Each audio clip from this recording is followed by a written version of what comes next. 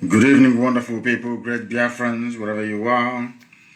This very evening, morning, noon, or night, depending on where you're domiciled, depending on where you're listening to us from, we welcome you to another extraordinary broadcast here live on this glorious platform, Radio Biafra, going out to the entirety of humanity.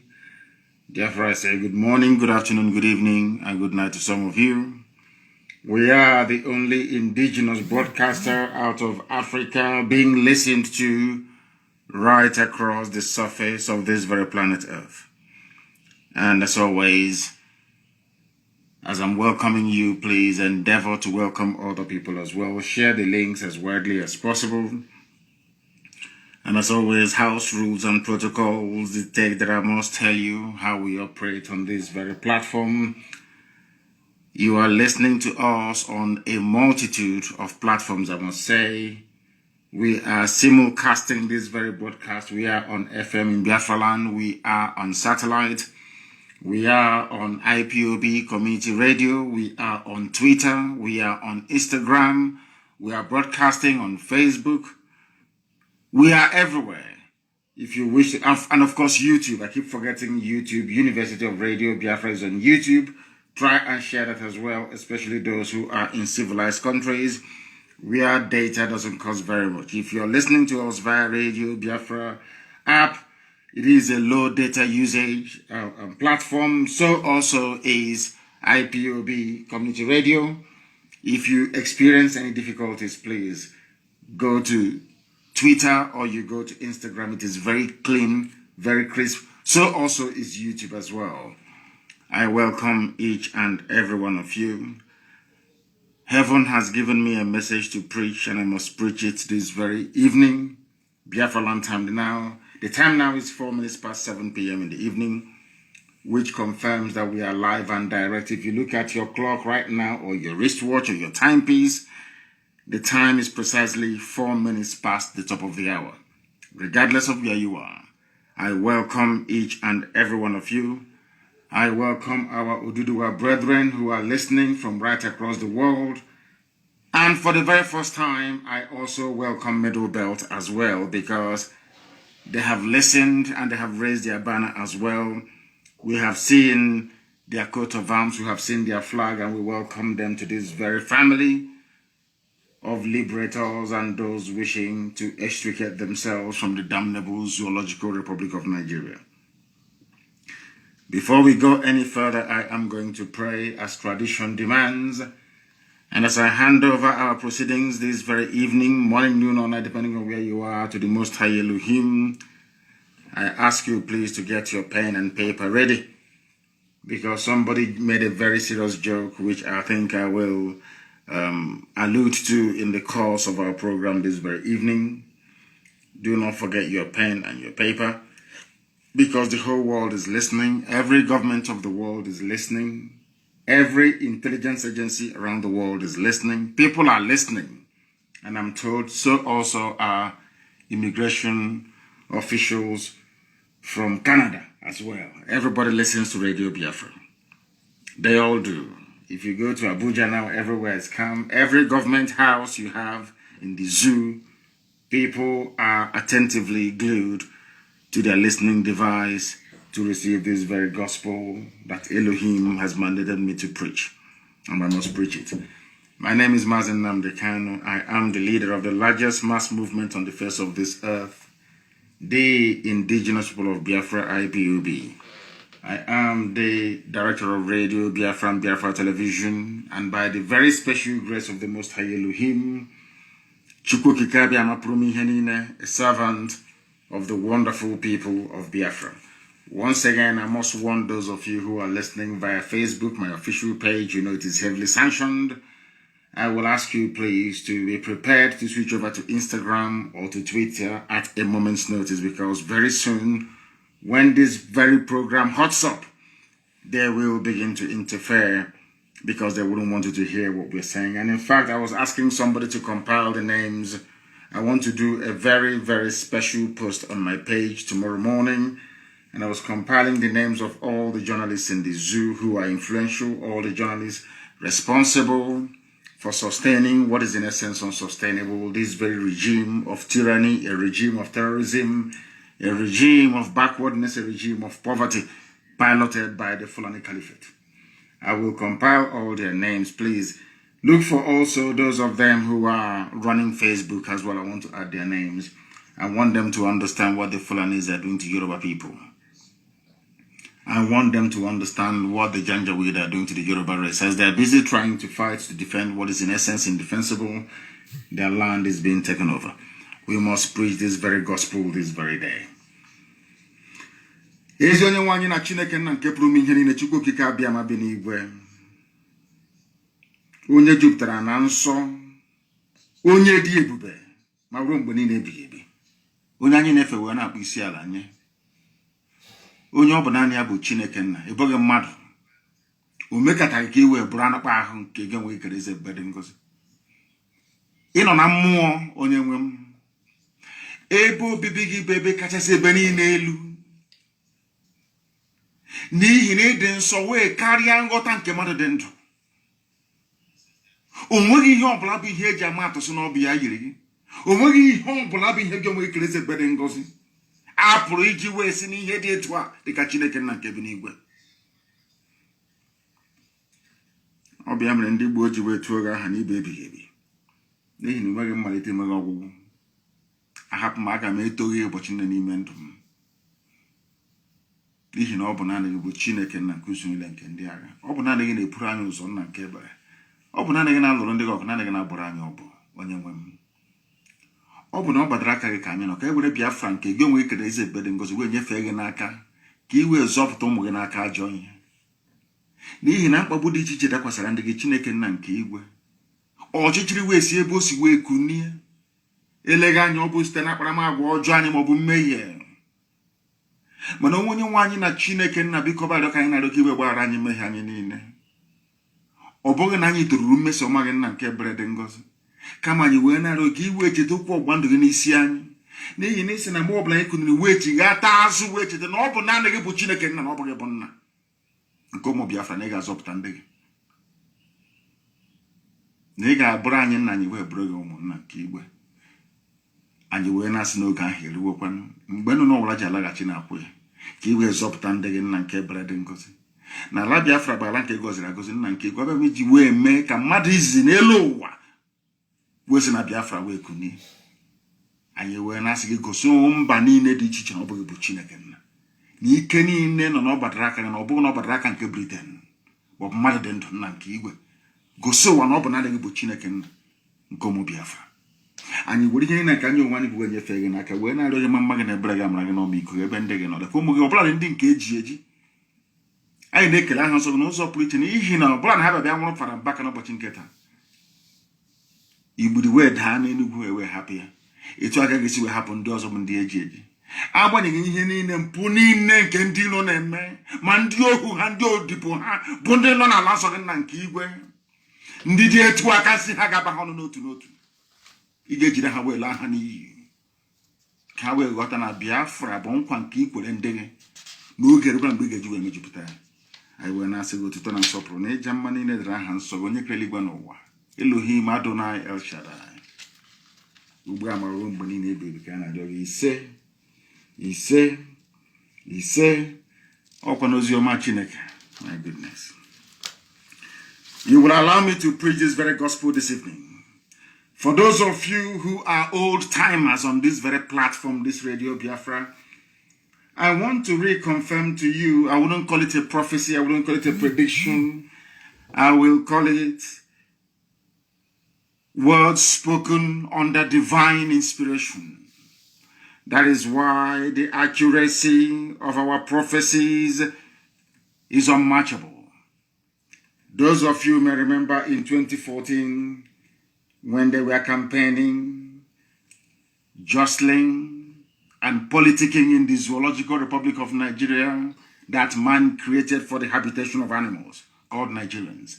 I made it very clear to you then, If those of you who are listening tonight, or some of you can remember, I said to of you that Buhari is the one that holds the key to Biafra. I don't know how many of you can remember this, but I preached it on this hallowed platform, on this radio, Biafra, this God-ordained radio station for the restoration of the children of light,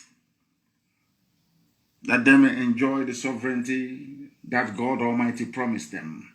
I preached it here on this very platform. I told you, do not despair, do not panic, that the Pharaoh is coming, and it is Buhari. I told you so on this very platform. I'm sure that some of you can remember that. I said that Buhari is the surest way for us to get Biafra. Is it not happening now? Everything I tell you is gospel. Remember when I said that Buhari will give us Biafra? Those were the exact words I used. And it is now manifesting before our eyes. Everything happening today in the Zoological Republic of Nigeria is because they refuse to let us go. I remember, I think it was in 2015 to be precise, or thereabouts. I was in the USA and I was granted an interview by Rudolph Okonkwo, if I'm not mistaken. And I told him that if they do not give us Biafra, that Nigeria will be worse than, in fact, that Somalia will be a paradise compared to Nigeria. What is happening today? These are words on the marble. These are, I wouldn't call it prediction. These are prophetic pronouncements on this very hallowed platform that all over the world today, people are witnessing and confessing to its accuracy. Everything happening today in the Zoological Republic is because they refuse to let Biafra go.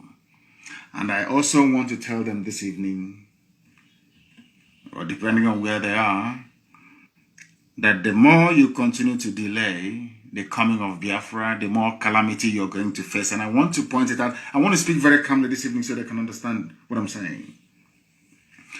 Remember when I asked you to allow Biafra to go and you refused? I'm now speaking to the Sultan of Sokoto and the entire Janjaweed Caliphate.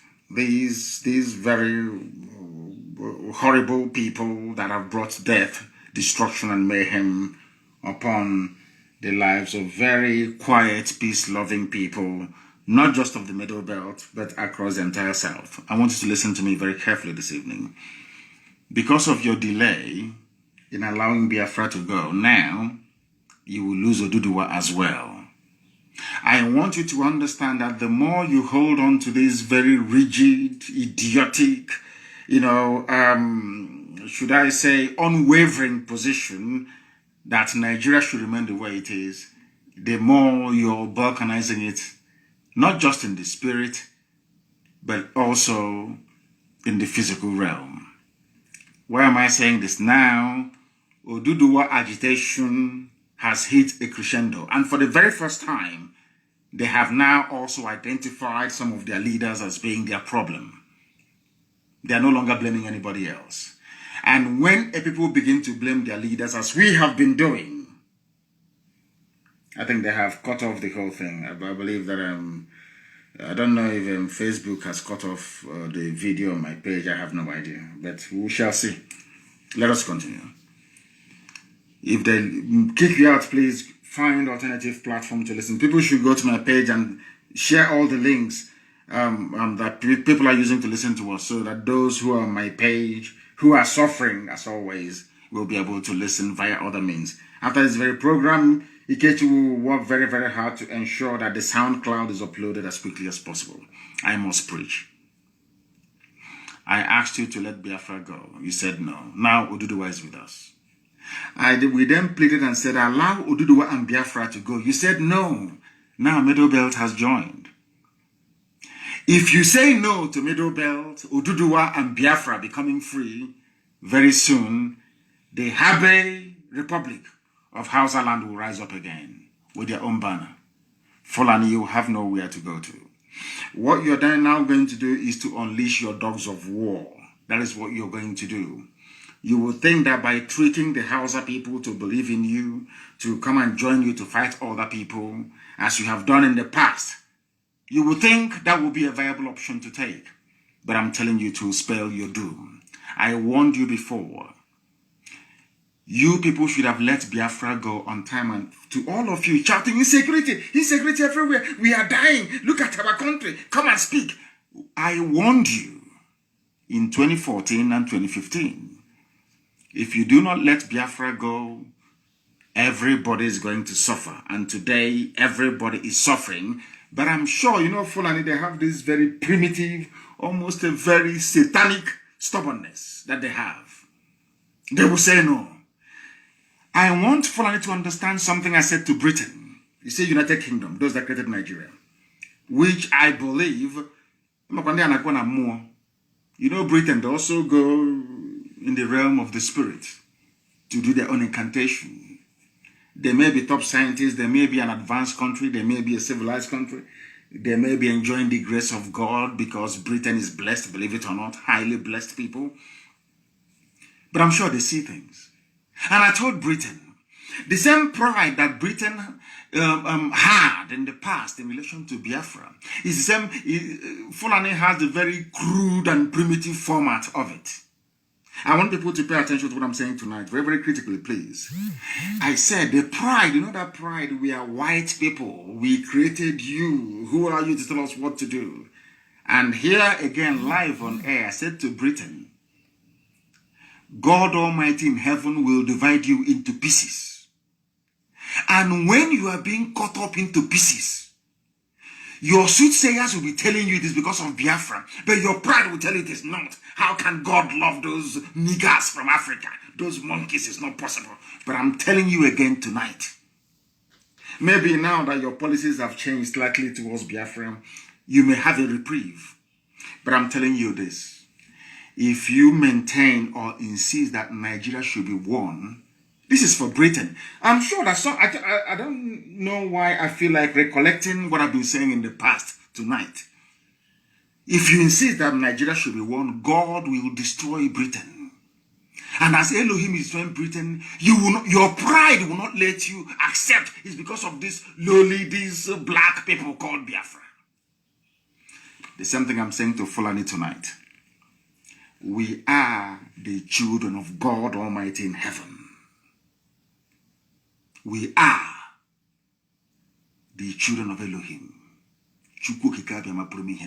You see, that is why we answer the names that we do. That is why we answer Wachuku. If you understand what I'm saying.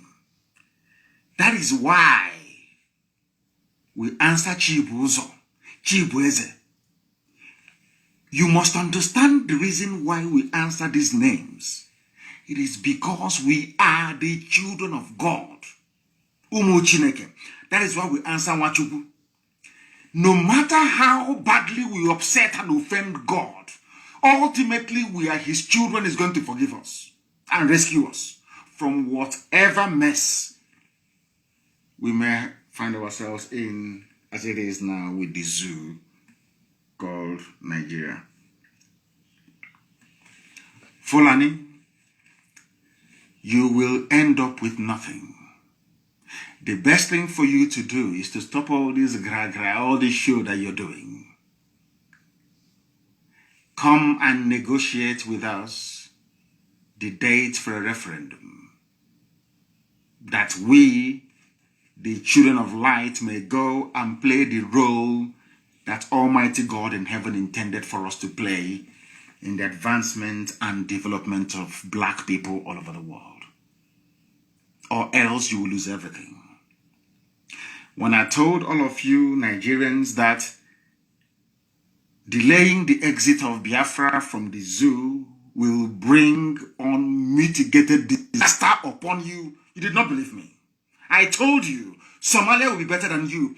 Allow us to go. You thought I was the one who is going to fight? No, not at all. The host of heaven is now fighting on our behalf. And I'm warning you, even Britain can see the handwriting on the wall. You, Janjaweed Caliphate, I am advising you, as fellow Africans, if I can call you that. the sooner you let Biafra go, the better, or else you will lose everything. And you see Sokoto State, that is the seat of your power. A war will be fought there for 136 years. After that, you will lose everything. I'm advising you, don't allow the demons that you worship to deceive you. Biafra has come to stay. There is nothing any mortal can do about it. It's the word of God. There is nothing man can do about it. I am warning you. Oduduwa is now with us due to your delay, because in 2014, 2015, Oduduwa, they were not serious. They said no, one Nigeria. But today, Oduduwa is more fanatical. I can even say, as fanatical as we Biafrans are about their sovereignty and their freedom. Only a few days ago, Middle Belt have now joined us. And I can assure you, if you continue, the Habe Republic of the Hausa kingdoms will rise up in the north to demand for their own independence.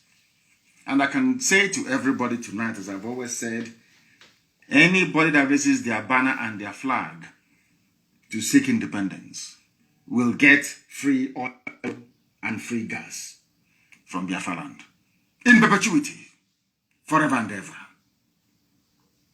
I want you to understand this. Therefore, every security agent in Nigeria, every soldier, every police, every naval man or woman, every Air Force personnel, those of you in civil defense, you must each go back to your villages. Go back to where you come from to defend it. Because as you are being slaughtered, as those of you from the south are being killed in the north, they are sending people from right at the Sahel. These are deadly scavengers to take over your land. You must bear this in mind. You must go back to your fatherland right now to defend it. Because I want all the army and the police people to do a very simple survey. Maybe tomorrow morning. Because I know all of you are listening to what I'm saying tonight. Do a very simple slide survey tomorrow morning. All of you in the army, all of you in the police, I want you to do something very slight. Call your respective villages. I'm not saying where you're living in the township. Call where you come from, your village. Ask anybody in your village. I'm talking about those of you serving in Nigeria Army, serving in the police, serving in the Navy, serving in the Air Force. And you are not Janjaweed, you're not Fulani. All non-Fulani personnel in Nigeria security services or security agencies or whatever they call themselves, pick up your telephone tonight, even as I'm doing this broadcast. Call home. Ask them, are there Fulani terrorists, headsmen, Mietiala in my village? How far are they from my house? Just make a very simple phone call. That will convince you that as you are busy defending your one Nigeria for the Fulani, inadvertently, they are busy conquering you. It's a very simple experiment. You are a soldier, you are in Navy, you are in Air Force. Pick up the phone. I'm not saying because you were born in Ojuelegba, you should call and say, is anything happening in Ojuelegba? No. Call your village where your father comes from, where your grandparents come from. Because we are patrilineal, we lean towards our father. We come from where our father comes from. Call your village. Ask people in your village, how close are the Fulani terrorists to my house? How close are they to where I'm living? Or supposed to be living? They will tell you. Only then will you appreciate what we've been saying for long. That the more you fight for one Nigeria, you are doing it for the sole benefit of the Fulani Caliphate, because they are busy taking over your village. They are keeping you busy in the army and in the police. Meanwhile, they have taken over your village. You know, when people say to me that there are people from the Middle Belt who are still in the police and in the army, serving in various locations and trying to defend one Nigeria, I feel sorry for them. Go back to your village and see what life is like there. They are in refugee camps. That tells you all you need to know about the zoo and why you must heed my call this evening. You're not going to die of hunger. Abandon the army, abandon the police. Go back to where you come from and defend your land, because the Fulanis have come in to take it over from you. You must go back home and defend your land right now. Has it not dawned on everybody that the defense of one Nigeria presently constituted is only aiding the march of the Janjaweed Caliphate to the Atlantic? Because the more you're in Borno serving, you are in Yobe, you are in Taraba. The same Ibek you come from, the Fulanis are there trying to take over your land, killing, raping, maiming people. Did you not see the batch they sent to Yoruba land that was intercepted today? But there are Yoruba people who are fighting right now in Nigeria army in Borno as they are moving towards the north to go and defend their so-called one Nigeria against Boko Haram, which incidentally was created by the same Fulani people. Another consignment of Fulani killers and murderers are heading into Yoruba land. Does that make sense to anybody at all? These are the things we are trying to get you to understand, but for some reason, some of you can't get it. You are moving to Yobe. You are being posted to Yobe, to Taraba, to Adamawa, to Borno, to go and fight insurgency. Is that correct? On the way, you are passing Dangote trailers and trucks coming into your land with the same insurgents, the same bandits coming to your village to rape your mother, to abduct your sisters, your nieces, and in most cases your nephews as well. I want people to actually sit down tonight and rationalize what I'm saying. Those of you in the police fighting for one Nigeria, those of you even in the print media or in the electronic media, all those journalists trying to keep Nigeria one, call your village and ask them, what is the status of security in my village? They will tell you the Fulanis are everywhere. Doesn't that make a mockery of all the things that you claim you believe in? You know, sometimes a lot of people have what I call misplaced, sense of patriotism. You see, in Nigeria, the only people you owe your loyalty to is to your tribe or your ethnic group. That's where your loyalty should lie, and nowhere else. Not because Nigeria is an artificial creation. No, I'm not even going that far. But because the more you fight to keep Nigeria one, the more you're making it easier for the Fulanis to conquer you. That's what it is. I want people to understand this evening. People are asking, why am I speaking in this tone? And because I want it to sink in very well. I don't want anybody to say, oh, because he was insulting me, I wasn't able to understand what he's saying. That is why I am preaching the way I'm preaching tonight, so that you can understand it very, very clearly. We must end Nigeria as quickly as possible. I'm not talking about months, but in weeks. Why am I saying that? Because the Fulanis have perfected their plan to start an out conquest by the year 2022. By the year 2022, they want to start their full conquest. So we must stop them before they commence. If they commence, we cannot stop them. Because if they commence, all those territories they have taken from Benue State, all those territories that they have taken from Plateau State, all those territories they are occupying in Kogi State, believe you me, if we continue to wait, any day that the world steps in to say enough is enough, they will claim that very territory as their own. They would have advanced all the way from Sokoto to Katsina Ala in Benue State. What does that tell you about your future? What does that tell you about your future? You must listen very carefully without prejudice tonight, please, as we preach this very gospel. All of us, Biafra, Oduduwa, Middle Belt, and Hausa, these are the indigenous populations that we have. These are the true owners of Nigeria. Fulani people, they are less than 10% of the population. They are not indigenous to Nigeria, not at all. And in Africa, you must come from somewhere. You must come from somewhere. They have promised them that Nigeria is theirs for the taking. For them to succeed, we have to be as foolish as the Hausa people were. For them to succeed, we have to be as politically naive as the Middle Belt people were. For them to succeed, we have to be as moronic as the Yorubas have been for years. For them to succeed, the Biafrans will have to be as foolish as they have been for a very, very long time. Or should I say, those that call themselves the political class or intelligentsia, but, very, very daft and foolish, if you ask me. If we remain this stupid and foolish, the Fulanis will take us over. They will take our land from us before our eyes, and there is nothing anybody can do about it. Do you know that in Olu today they were shooting? Where today they were firing everywhere, trying to scare people away. The same thing they cannot do when they confront Mietiela terrorists with their cattle and the AK-47 in the forest, killing, pillaging, and raping people. They have never confronted them. But they are on the streets of Owerri and Olu, firing and shooting indiscriminately. Anytime I tell you something, please take it very seriously.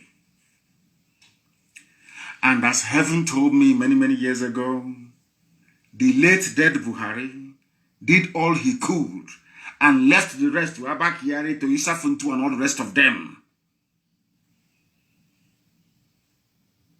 They have done their best. The Fulani Caliphate have done their best to destroy Nigeria. But it seems that they are not alone in all of this. We must help them to destroy Nigeria and bring it to an end as quickly as possible. Somebody called it a pantomimized country of Fulani terrorists. It is only going to get worse. A country where a minister professes to be a terror sympathizer and 200 million people could not remove a single minister. How do you think you can remove a president? Or so be it somebody that they are ruling in his name. Pure common sense. You cannot. The Fulani stranglehold is everywhere. Look at all the kidnappings and killings in Benue, across the Middle Belt, all the way from southern Kaduna. Even those in Borno, even those, they call it the Northeast. Look at their plight and look at their lives. Who are the ones doing the killings? I asked you to ask yourself this question last week. They are Fulani. Who gave them the guns with which to carry out all these murder, sackings, mayhem all over the place? This is where Nigerians do not reason, where they do not think. They don't think and they do not reason.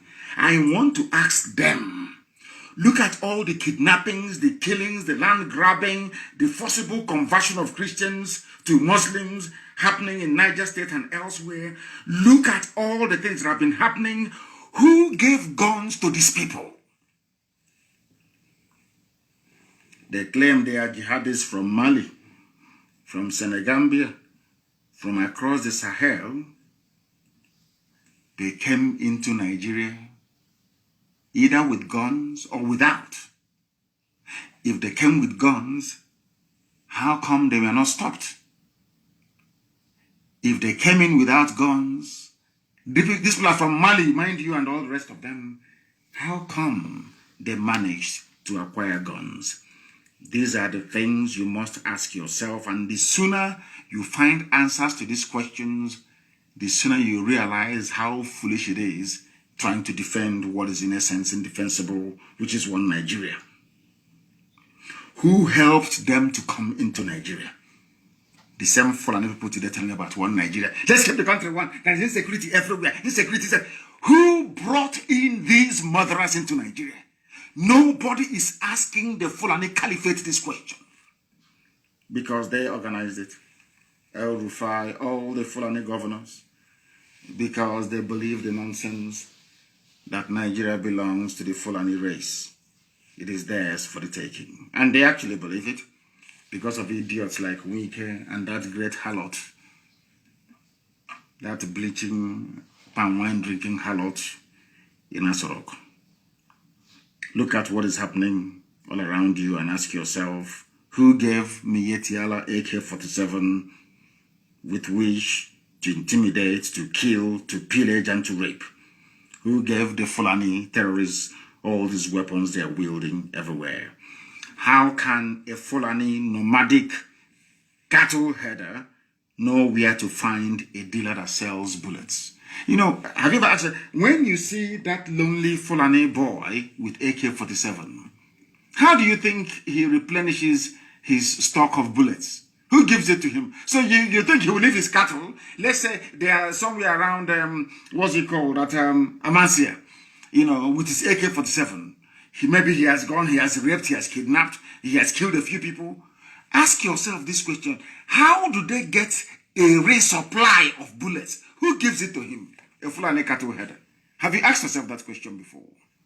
Any day you do, you will understand the hopelessness of one Nigeria. Do you think that this invasion and conquest of Middle Belt would have been so easy had Middle Belt seen what Ojukwu saw in 1966 and 67? If not for the prejudice of the people that call themselves Nigerians, do you think that you'll be seeing what you're seeing today? Had all of you supported Biafra, do you think you'll be losing your land today, losing your head, losing your faith, losing your religion? Do you think that Leah Shuaibu will be more like, I don't know, a breathing, whatever it is, for Fulani terrorists? Is that what you think? I want Nigerians to understand this. God is punishing all of you for what you did against Biafra. All the mayhem, all the killings. Ask yourself, why is it only in Biafra land that the Fulanis do not have any genuine stronghold? No foothold in Biafra land. Why do you think so? God is punishing every part of Nigeria for the crimes you committed against his children. I'm not expecting you to believe what I'm saying, but you know it to be a fact. That is the fact. But today, thankfully and mercifully, the brute is no more. To tell you how miraculous God is. Buhari is dead, we know. How do we know that Buhari is dead, you may ask?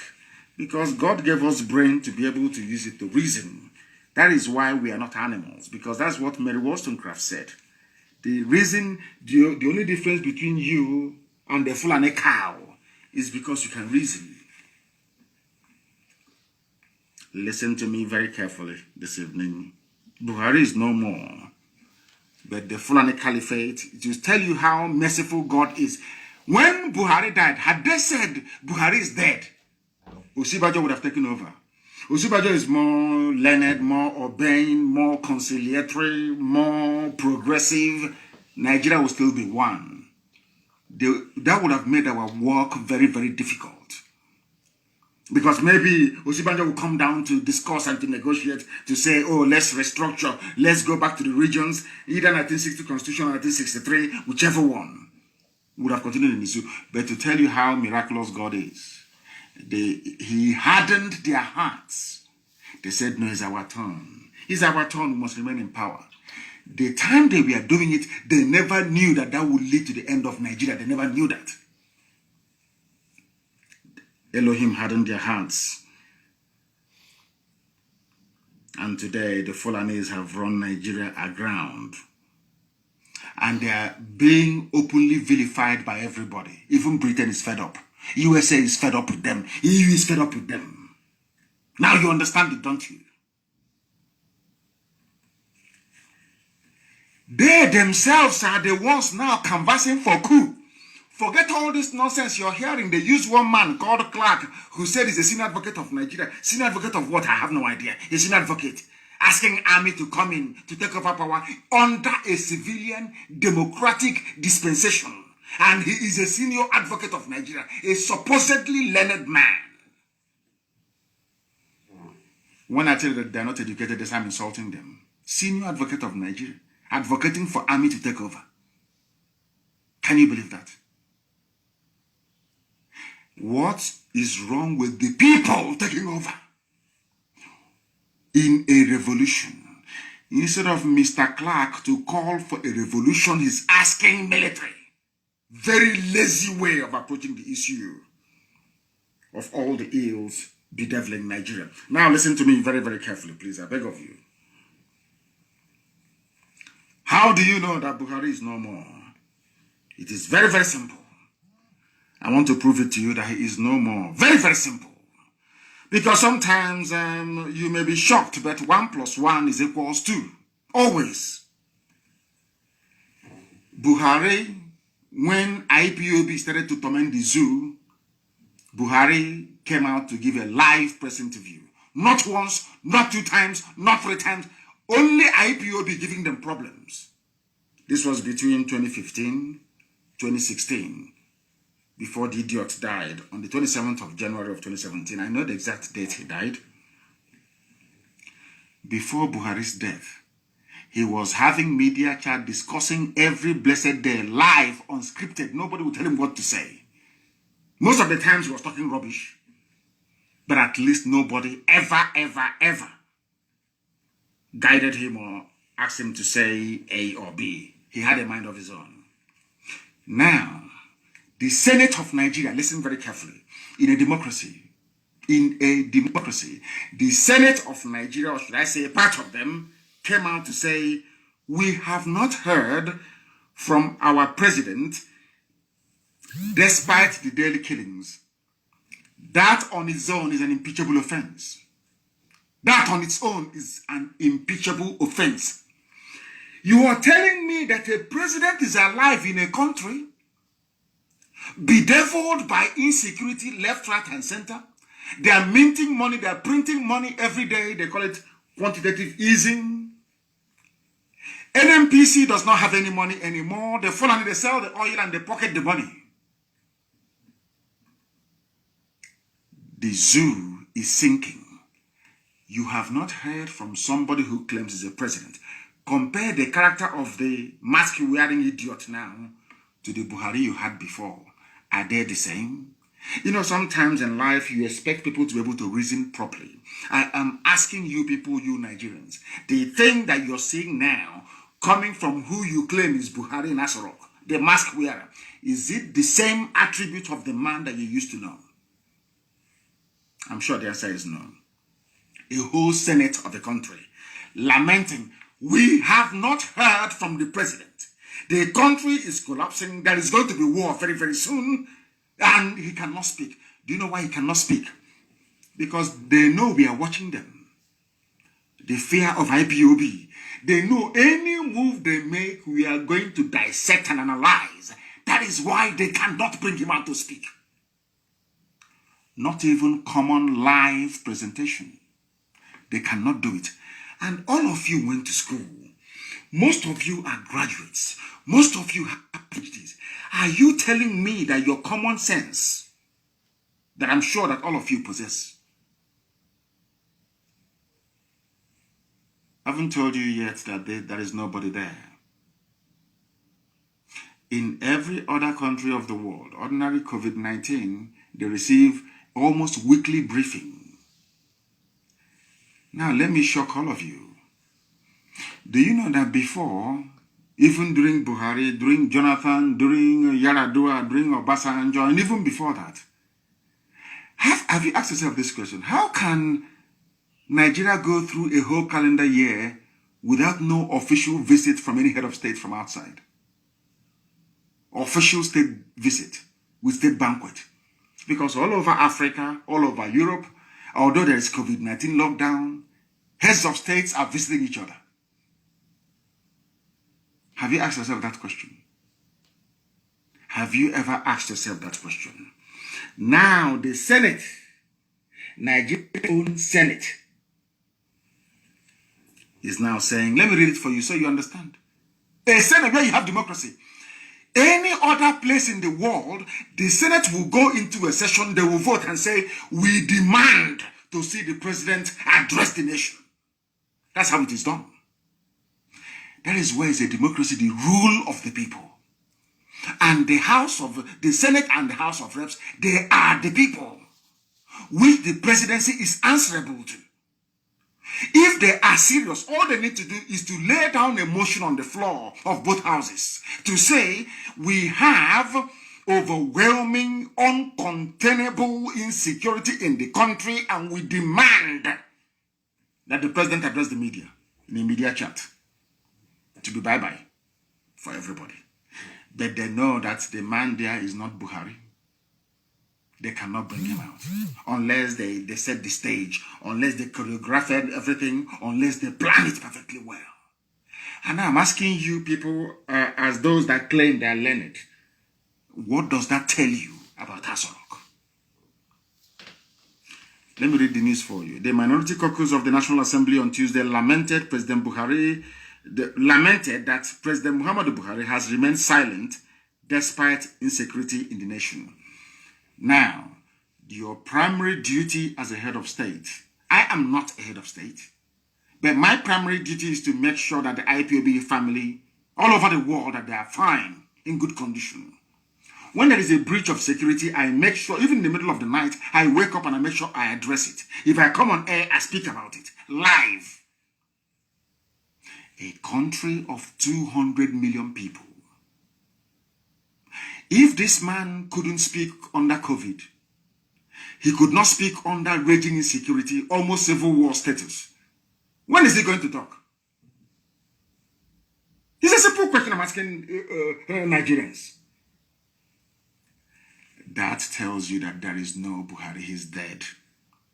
The clown they put there, all they can do is to script something, use deep fake, artificial intelligence, to mimic the voice of Buhari through a microphone. You think it is the idiot who is speaking. There is no Buhari. That is why, despite this rating, even to address people live, I said live on TV, he cannot do it. Once in a while, they package him, they bring him out, they say, oh, he has spoken. Oh, yeah. And the Yoruba people who are eyeing 2023 will just simply concur and wait for their turn to come. It's only 2 years away. Why can't we just wait? And we'll start enjoying oil and gas money. The caucus also said that the APC-led administration of President Buhari has continued to breach the constitution. We have not, according to Abaribe, we have not heard from our president, despite the daily killings that are going on, and have turned Nigeria into a killing field of unimaginable proportion. Nigeria is at war on all fronts, basically, fighting Fulani domination and impunity. People are dying every blessed day. The person you claim is the president cannot speak. What is his job then? I'm asking you. Do you see how we know that Buhari is dead? That even the Senate is begging for him to speak in a democracy. I'm advising them today because some of them, they claim they're educated, but they're not. I'm advising you on what to do. Constitutionally, you have the powers. Go and pass a motion on the floor of both houses. Send it up to Aso Rock and say, we demand to see you to address the nation live and answer questions from journalists regarding what is happening in the country. Not just address. You must be interrogated. We want to ask you, then you will see that the idiot will fall apart. Because we have planted a press man there. I'm not going to tell you his name or his network. He is going to ask him a question in Fufude, the native Fulani language that the old dead tyrant Buhari spoke before he died on the 27th of January 2017. I stake my life on it. I have said to them, if you can bring out this man and prove he's Buhari, I will drop Biafra agitation and apologize. But I know that the idiot is dead. They are shielding. The only reason why they cannot speak is because, you know, they thought I will remain with... They don't know how we discovered that Jubril had fled. They were shocked. They thought I'll be saying Jubril all the time, so that Western intelligence will say, oh, he doesn't have his facts right. I know when they switched from Jubril to Yusuf Abubakar Mohammed from Niger Republic. That is the new Buhari you have. That is why you cannot see him. That is why he cannot do tours. That is why you cannot see him come out to receive heads of state. That is why nothing, everything is secrecy. You can be killing, people can be dying. You never hear a word from him. They are shielding Yusuf Abubakar Mohammed from talking because the day he grants any live, unedited, unscripted interview, the political class in Nigeria will commit mass suicide. Because I'm sure that's what they will do. Rather than, come around and say, oh, IPOB Nnamdi Kanu has been right all this while, they would rather die. That's black people for you. They will commit mass suicide. That thing in Aso as I told you in 2017, is not Buhari. If you say he is Buhari, I want him to have a live media chat, the type the old Buhari had on the 31st of December of 2015. It's a challenge.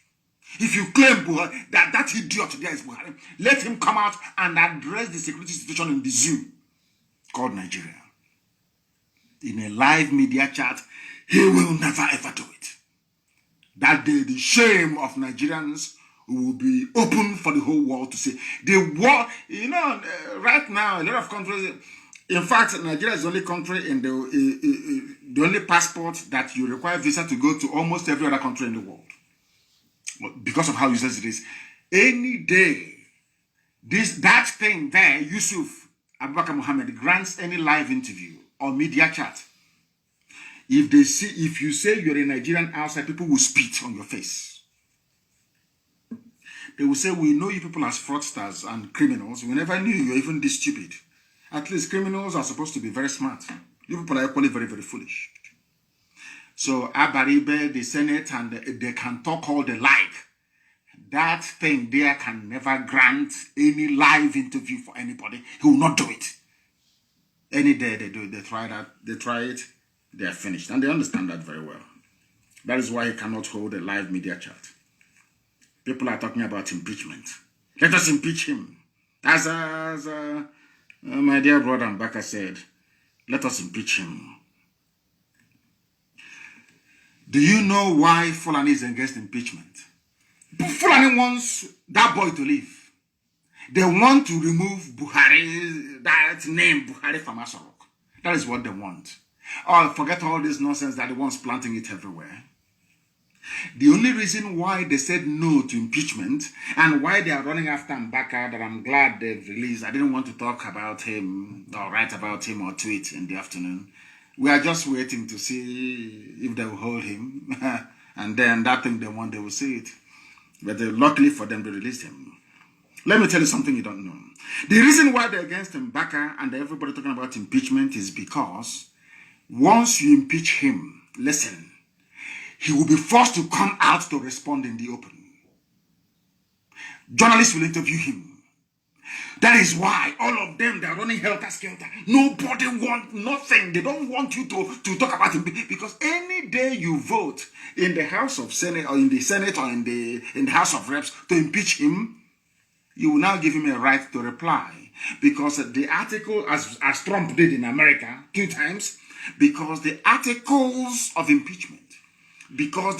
impeachment will outline his crimes and misdemeanors. And the law of natural justice dictates that you must give him the right to reply. Who is going to reply? Buhari is dead. Is it Yusuf Abubakar Mohammed that will reply? The cabal won't allow it. Now you understand, don't you? That is why they're against impeachment. Because you cannot impeach a dead man. The Fulani Caliphate control all of you in the zoo using Yoruba media and your political leaders. They have captured the 2 critical, in fact, there are 3 critical constituencies in life. Media that brings you information and enlightenment. Your political leaders, traditional rulers, and also your religious leaders. That is why anytime they sense danger, they will send DSS. People are trying to destabilize the country. They want to remove Buhari from office. All right. in order to sow seeds of doubt and confusion amongst you, so you can no longer be together to ask for what is right. Asking for anybody you claim to be Buhari to address the nation is not causing trouble. It is not. It is called democratic accountability, isn't it? These are the things you must bear in mind. This thing about coup, that they sent Mr. Clark to talk about coup, is a well-planned move to manipulate people's minds into thinking that Buhari was removed as a way of hiding the fact that Buhari is dead. Fulani is praying for a coup. Forget all that was planning it. And I want Asorok to know that I know their plan. They want to do a coup to say, oh, we have removed Buhari, he's incompetent, as a way of hiding the fact that Buhari is dead. That is what they want to do. And once they do the coup and they put in somebody, first of all, they said, we'll put in a senior Yoruba general to calm everybody down, to stop Yoruba agitation. That's what I'm just trying to let Tinubu understand. If he doesn't know, they have two people in mind. One is a Yoruba high-ranking army officer. The other one is from the Middle Belt. They want to use them to try to calm everything down. The same thing they tried to do with Ogundigbe in 1966. And they ended up doing with Gowon. They killed everybody. Every Biafran high-ranking officer they got their hands on, they killed. All of them. They knew the world was very, very upset. Fulani knew they could not sell that very narrative to the world. They approached Brigadier Ogundigbe and asked him to take over the reins of power. He said no. They went to Gowon, a Christian from the Middle Belt. That is how they operate. The same thing they want to do now. So all this talk of they want to overthrow us is all rubbish. It's Fulani who are planning it because they know that the clock is running down. They know the clock is running down. They know that once people, shed this cloak of ignorance and begin to say that Buhari is dead, that they are finished. They want to use a coup. Fulani coup, by the way. After all, Fulani controls the army. How can anybody do a coup in Nigeria? How is that possible? Fulani controls everything. All the generals that are Fulani. Everybody in the hierarchy of the army is Fulani. So how can you do a coup? How is that possible? All the commanders of the tank corps you have in the zoo called Nigeria, they're all Fulani people. So how can you do a coup? All the people that lead the infantry in Nigeria are all the commanders, they're all Fulani. So how can you conduct a coup? It is the Fulani planning a coup so they can say that Buhari was removed due to incompetence. And then after that, they'll say, oh, he's living a quiet life. You know him, he's a man of peace and quiet. After a while, they will not tell that Buhari is dead. He died in his sleep. That's what they want to do. If you don't know, let me tell you. And I'm saying to Fulani Caliphate tonight, you don't know who you're dealing with. Before you make any move, we know. Every move that you make, we know. We are aware of it. So stop deceiving yourselves. We know what you're up to. We understand your game plan. This thing about coup is because you want to remove Yusuf Abubakar Muhammad before it's too late. Because there is nobody in Asorok. If there is anyone in Asorok, the person will be talking. Nigeria is finished. There is no country called Nigeria anymore. Nigeria finished last year.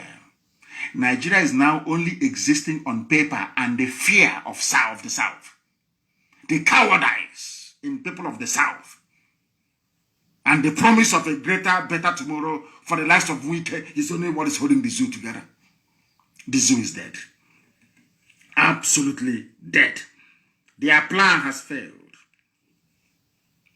Only if the politicians we have in Biafra, and in fact in the entire South, can repent, or else what awaits them is doom.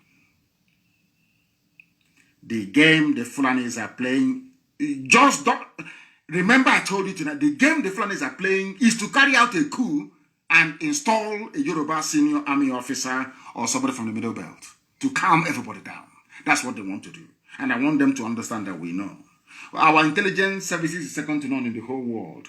In fact, by the time that Biafra stands, I'm sure that even Mossad will be coming to us to learn one or two things. The Zoo people think that we are stupid, but we are not. We are highly intelligent, more intelligent than all of them put together. They want to carry out a coup and claim that Buhari was removed. People are talking about insecurity. In the same country where people are being forcibly converted to Islam. In Niger State. In broad daylight. People abducted, people killed. Army today firing in Olu. Army today firing in Owerri. Shooting sporadically everywhere. There is war.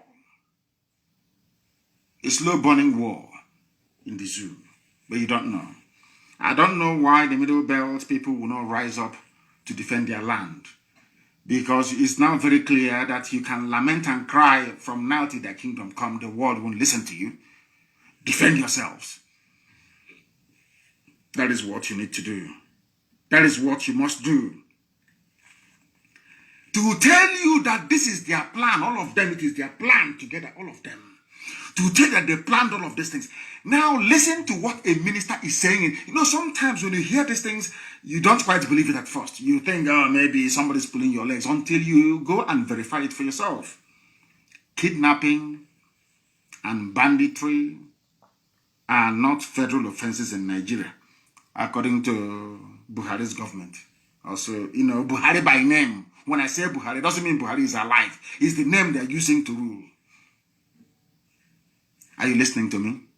Kidnapping and banditry are not federal offenses in Nigeria. Then I asked them, what are federal offenses in Nigeria then? I don't know how, do you see how foolish these people are? You see, sometimes I don't know if this is punishment or what from God that I should be discussing monkeys like this. This man is a baboon. Why do you have federal high courts then and federal courts of appeal? So all the cases being tried, you know, this is something that Nigerians don't know. Even those that call themselves lawyers like backyard quack lawyers like Wike. Quack, backyard lawyer.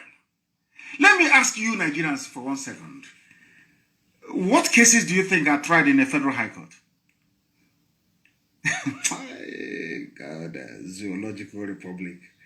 And these people actually go to school, spend 4 years in a university and come out as graduates. Even doctorate degree holders of law. If kidnapping and banditry are not federal offenses, then why are you trying them in a federal high court? That's the meaning of it. Federal high court for federal offenses. State high court for state offenses. Sharia court for Sharia offenses, so to speak. Customary court for customary offenses. Do you know that even the states, they have their own appeal court, so to speak? Now you are trying a case in a federal high court, which means it is a federal offense. But it is in the zoo. They don't know the meaning of it. They have no idea what it means. Nigeria is worse than a jungle. If a kidnapper and a bandit killing, slaughtering, raping people is not a federal offense. Oh, sorry, federal offense is asking for a referendum. Only, and you people have time for these animals that call themselves politicians. Fools who cannot even reason very well. You have time for these people. This UG. They said, that's what Lai Mohammed said. It's not a federal offense. Federal offense is asking for your freedom. And all Nigerians can do is outrage. Outrage, as Lai Mohammed says, prosecuting bandits, not Buhari's government's job. What is your job then? You took a constitution, you swore to protect lives and property. That was what you swore to do. Now tell me, for goodness sake, tell me please, what is your job? Even the government that you claim that you have do not know their job anymore. They don't know what they're supposed to do. And they are in power. And you allow them to be in power. All you can do is outrage. We are outraged. Oh, have you heard what they are saying? Oh, have you heard what Muhammad said? And that is all. The only solution is a popular revolution. I want youths from across the Middle Belt and the entire South to sit down, not to sit down in one place, communicate amongst yourselves and decide for a day to come when people will take over the streets. Let the revolution start. We outnumber them. They have AK-47. We have AK-47. They know it will be suicide for them to shoot at any crowd. They know it is suicide, not just for them, but for politicians nearby. The time for the revolution has come. Every day you lament, you tweet, you lament, you go to Facebook, you lament. Nothing is happening. They will never listen. That is who they are. That is how they are wired. They are never, ever going to listen. The only way they can listen is through mass action. A revolution is what is needed. The revolution, quit complaining, quit whining, and come out for this very revolution that must happen. It must happen. The same Fulani that brought in the bandits that are killing you are telling you that banditry is not a criminal offense. According to them, it's not their job to prosecute them. And by the way, if you're killed by kidnappers, you will go to heaven. According to Islamic cleric, we have 72 virgins will be waiting for you. I don't know what is waiting for the women. I know that for the men, 72 virgins are waiting for you. For the women, I don't know if it's 72 men who are there that are waiting for you as well. I have no idea. According to a cleric in a country you call civilized. How can, some of you don't even have shame. How can you come from a country like this? If you're killed by criminals, the same Fulani criminals, they will not be prosecuted. No wonder nobody's arresting them. If it's not a federal offense, so, because, listen, the Nigeria is called Nigeria Police Force, which means it is loyal to the federal government. The army is loyal to the federal government. And they do not see kidnapping and banditry by Fulani people as a criminal offense. No wonder nobody's arresting them now. Is it a criminal offense to them? Do you understand me now? Being killed by kidnappers is the sure way of going to heaven. Only in Nigeria. You wake up the next day, I'm a Nigerian. Shame on all of you that stupidly refer to yourselves as Nigerians. Shame and big shame on all of you. The same people that came into power telling you we'll solve every problem. Look at, some of you have no regard for history. Friedrich Lugard told you that these people are spendthrifts. All they know how to do is to spend money. Oyibo told you this nearly 100 years ago. White man told you this. This Fulani you're looking at, all they know is to spend money. They are very lazy. Oyibo told you this, but you never listen. You never, ever listen. Let me tell you what they're doing in the zoo. The same people, we are coming to root out. Oh, how about war and corruption? Have you been hearing about war and corruption lately? Because nobody is more corrupt than this current APC government. They are the worst of the worst in the history of Nigeria. 316 projects were duplicated, worth 39.5 billion in the budget for 2021. APC. Fulani Janjaweed Party. The party of the same Tinubu asking you to vote for him. These are hardened criminals wearing agbada and danchiki on the floor of the National Assembly, looting and stealing. That is why they don't want Nigeria to break. Oh, no, our country, let's keep it one. Because they are thieves. Because of what they're getting. All of them, even from Biafra, from Oduduwa, these are thieves. These are certified criminals. When they tell you about one Nigeria, it's so they can keep duplicating the budget. It's here. It's a headline news. 316 duplicated projects worth 39.5 billion. It will go in the pocket of somebody. It's just news. You read it and you just go away. And it's nothing. Nobody cares. But that is your future. They steal this money, they go and print money for you. They steal this money, they bank it abroad in dollars, and they are printing worthless, useless naira for you. You people are in for one almighty shock. I'm telling all of you. But you will not know. After all, you're from the zoo. What do you know? Were you not there when the Flanders came from Futajalon to conquer you? They're now coming from all across the Sahel in your backyard. You call the police will not come because it's a federal offense. According to federal government, it is not an offense. A supposedly federal offense is not a federal offense when it comes to Fulani. Are you listening to me? Isn't it very ironic? We have even the effrontery to even have the guts to face the media to mouth such rubbish. I'm sure the entire diplomatic corps in Nigeria will be wondering what sort of animals are these. Kidnapping and banditry is not a federal offense. Therefore, federal police cannot arrest them. Army cannot arrest them. But they can arrest people who are agitating. They can arrest Fadambaka. They can burn people's homes in Imo State. And you call that thing a country? It is a shithole. As Trump famously said. I'm telling you the truth. They duplicate, they steal, they pillage. As bandits are pillaging you, taking your land from you, your so-called Fulani APC politicians are pillaging you by duplicating projects and pocketing the money. Tomorrow the idiot to come on Channels TV or AIT. Our country needs to be one. We need to synergize and look for a way out of this. Meanwhile, his pocket is stuffed with 36 billion. Criminals everywhere. The zoo has fallen. Nigerian military wants politicians, soldiers against coup. There are some types of discussions you have in Nigeria that makes me wonder what type of God created you people. What type of schools you went to. There is a senior advocate of Nigeria, alleged senior advocate of Nigeria, asking for coup to be conducted. And I want to ask him, which part of the world, civilized world, even ordinary Egypt, ordinary Egypt, can you have people coming out, somebody who is learned? I believe he has read history to come out to say the military should take over. What stops you from taking over? Does power belong to the military? Okay, you're telling us that whoever is carrying a gun is who power belongs to. A senior advocate of Nigeria. No wonder the entire judicial system, the entire legal system in the zoo is laughable.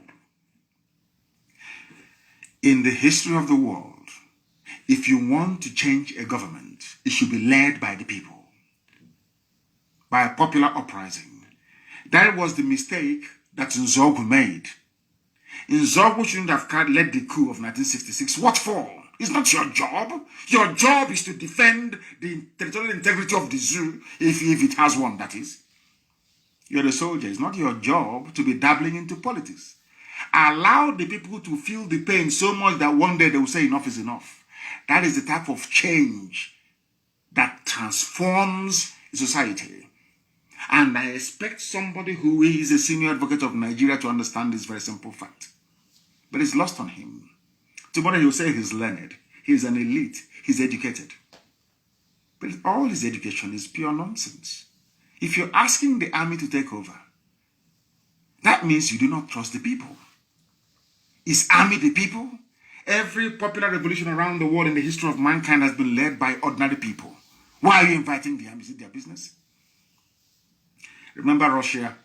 There was a time that during the dying days of the Communist Party in Russia, they tried to send the troops to go and kill people. I remember very clearly, Boris Yeltsin mounted the tank, one of the tanks that the soldiers that came to Russian White House to bulldoze it was driving. He mounted it and spoke to his people.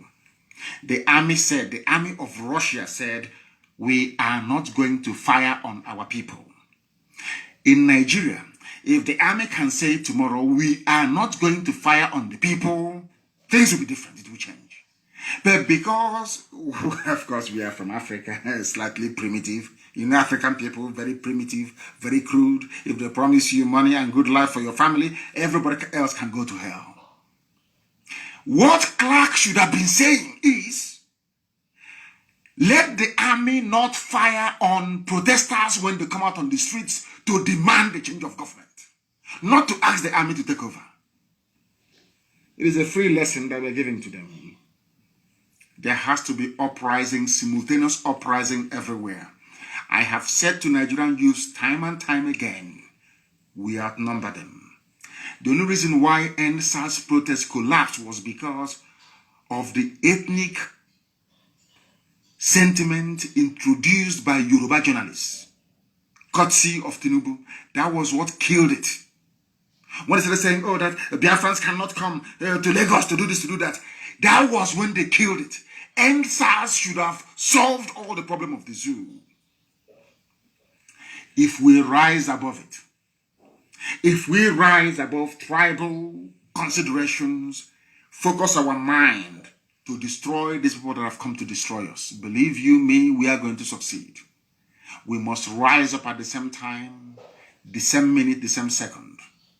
Our goals are very, very simple. Every instrument of state, every political party apparatus must go down. Once it goes down, the zoo has collapsed. Now, what they will do from Asorok is to say, let us bring the people to negotiate the constitution. That's how it is done everywhere. You must force Fulani to do something. They are not going to do anything on their own. Never, ever, ever. You must compel them. You must force them. How do you compel them? There has to be simultaneous uprising everywhere at the same time in Nigeria. For only 48 hours, believe you me, they will call for the Sovereign National Conference. Because we outnumber the army. And I'm not sure that any stupid soldier is going to come down from Sambisa forest, having escaped death at the hands of Boko Haram, to come back to start shooting people in his village. It's not going to happen. That is how you change things. Not calling for a coup, not calling for impeachment. They can't impeach him. They will not do anything until you do something. That's how this life is. You see, when the revolution happened in England, it was led by Oliver Cromwell. The king of England was saying, oh, God appointed us. We have blue blood. Oliver Cromwell said, I will cut off your head to prove to you that your blood is also red. That was what Oliver Cromwell said to King Charles I. Go and check it. George Washington led the popular revolution in America and said, enough is enough. We want to build a country where all men are born equal. Not this is a viscount, this is a duke, this is an earl, all that rubbish. This is a lord. No, we are all equal. And they built it. Popular resistance, popular revolution. That is what is needed in the Zoological Republic of Nigeria. You must understand that very, very clearly. We must rise up now. We outnumber the police, we outnumber the army. You must understand precisely what I'm saying. We outnumber them. We are more than them. What they have, we have. Right now. They just can't come and start. All of our people, those in Abuja and Lagos, oh, don't let him burn. Did you see that the soldiers were shooting in Olo today? And also, you know, are you aware of that? That you who oppose them, the Sadikin Fulani is the one that brought the war to Imo State. We outnumber them. We must abandon our businesses for 1 or 2 days. We must deal with these people. Only then, I'm telling you the truth, will they call for the Sovereign National Conference to say, what do we do? Until you get to that point, you are merely wasting your time. Writing, protesting. I heard some mothers were protesting about their children that were kidnapped. They went to National Assembly. Even National Assembly cannot get the person in Asorok to speak. So what do you think they can do for you? Nothing. Absolutely nothing. And these are the things you must understand. I want everybody now asking for regime change in Nigeria to understand this. That is why I say that Nigerians are not smart, they're not intelligent, they're very foolish people. I say it all the time, without apologies to anyone. Nigerians are naturally very, very foolish. They're very, very stupid. And I'll prove it to you tonight. Since there is doubt, let me put it that way, as to the identity of the man in Asorok, what I expected the likes of Clark to say, the senior advocate of the zoo, is very simple. If you want to change, if you want Fulani to go mad tomorrow, very simple. We do not believe that whoever you have in Asorok is Buhari, since he cannot address us. We need proof that he is Buhari. Believe you me, Nigeria will change within 1 week.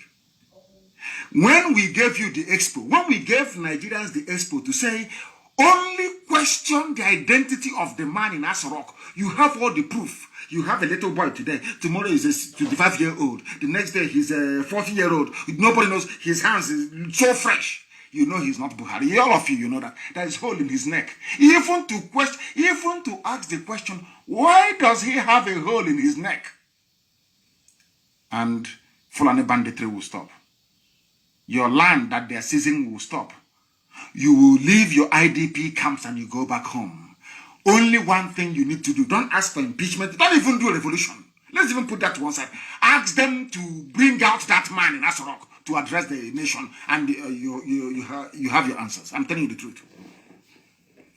You know, God is miraculous. He gave you ways to deal with the Fulani Janjaweed. But all of you messed it up.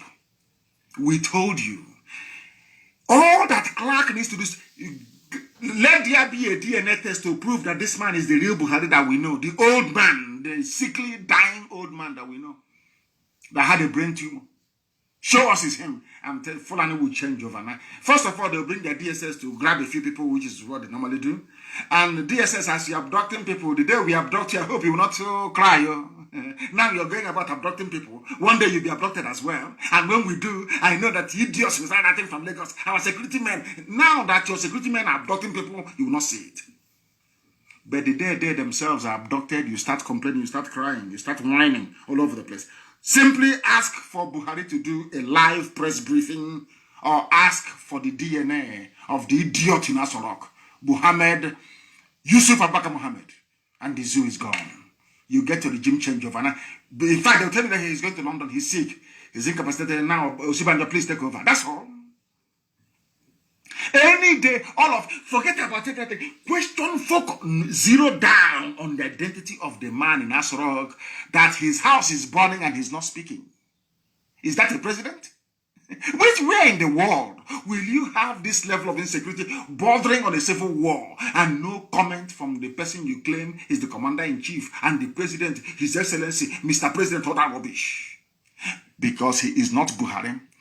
Mr. Clark, rather than asking for a coup, rather than asking for impeachment, I have made it easy for you people, or should I say easier for you people. Simply ask for the man in Asarok to come out and prove who he is. And it's over. Game, set, and match. As in chess, those of us that play chess. It's checkmate. It's finished. It's over. Bye-bye. Fulani Janjaweedism is gone. God gave you that window of opportunity. But Yoruba media, with their greed, and the sophisticated moronic brain, saved the Fulani Janjaweed. Simply ask for the man in Asarok to prove who he is. Why can't he speak? Anybody that knew the old Buhari, do you think that this new Buhari is the same person? Of course, the answer is no. Of course, the answer is no. They're saying we have uncovered plot to remove Buhari through civil unrest. Yes. Go, I want DSS, the army, and the police. Some of you are illiterates anyway. Just simply go online and Google sitting presidents removed by their people. You will see it there. How was Hosni Mubarak removed from office in Egypt? Is it not by popular uprising? In Romania, popular uprising? Everywhere, popular uprising? Because we are the people. Power belongs to the people. If they do not like what you're doing, you go to hell. But in Africa, they will say, oh, because it's Fulani, it's our turn. If you know it is your turn, it is Fulani, that means we are not supposed to be together in the first place. That means we are different. If every little thing, as they did during the NSAS protest, if every little thing you invoke ethnicity and you invoke tribe, that means ab initio, we should not be together. You cannot claim that everybody is a Nigerian. When it comes to solving a Nigerian problem, you now hide under your ethnic group, under your tribe, to seek refuge. You hide under your tribe to seek refuge. It is not going to happen in our time. Ask for the ID of the man in Abuja and the idiot is gone. We have done a lot. IPOB, I commend all of you. all you children of heaven, that the zoo is where it is today is down to the work you've been doing over the years. Sometimes I know we can be very harsh on ourselves, but we have done very well, mind you. We have done very well. Look at what ESN has done in a very short period of time. That even Dave Umahi came out to say that there is no more Mieti Allah in Ebonyi State. You did it. You made it possible.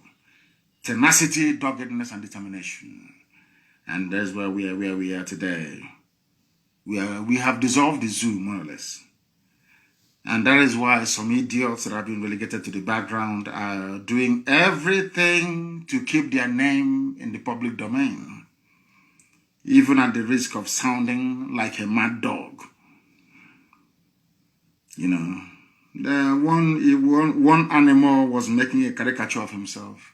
Maybe the price of cement has gone up and is making him mad. He cannot finish his hostel. So he came out to talk rubbish to try to keep his name somehow in the public domain. They cannot match our pedigree, our influence, and our reach. They understand that IPOB is the engine driving this very movement towards its natural and inevitable sovereignty. We are the catalyst for every other person rising up to ask for freedom. I will do the word, brethren, acknowledge that before me. Because of you people, that's why we're doing what we're doing. They said to me. Middle Belt the same. How many days did I ask Middle Belt to come up, and they did?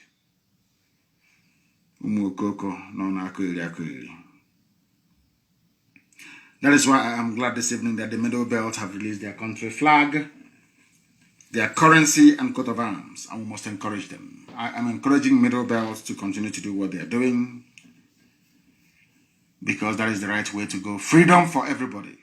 And you will get oil and gas from Biafra land for free. And for those of them saying, oh, we are from South, we are from Niger Delta and all that rubbish.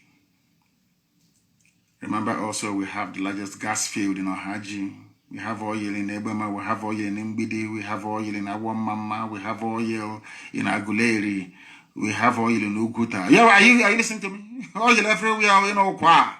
In Abia, it's so-called Abia State where I come from, there is oil. There's oil in Ogbaru. In Ogbaru, if you go to River Niger, you will see oil coming out of the bed of River Niger. You will see it there with your two naked eyes. Because of the janja weed in the north, I may be talking rubbish. So even the oil we have in Igbo-speaking territory of Biafra alone, we can supply all of you free oil and gas in perpetuity. Middle Belt, you will stand on your own. We are going to dredge River Niger all the way to Lokoja.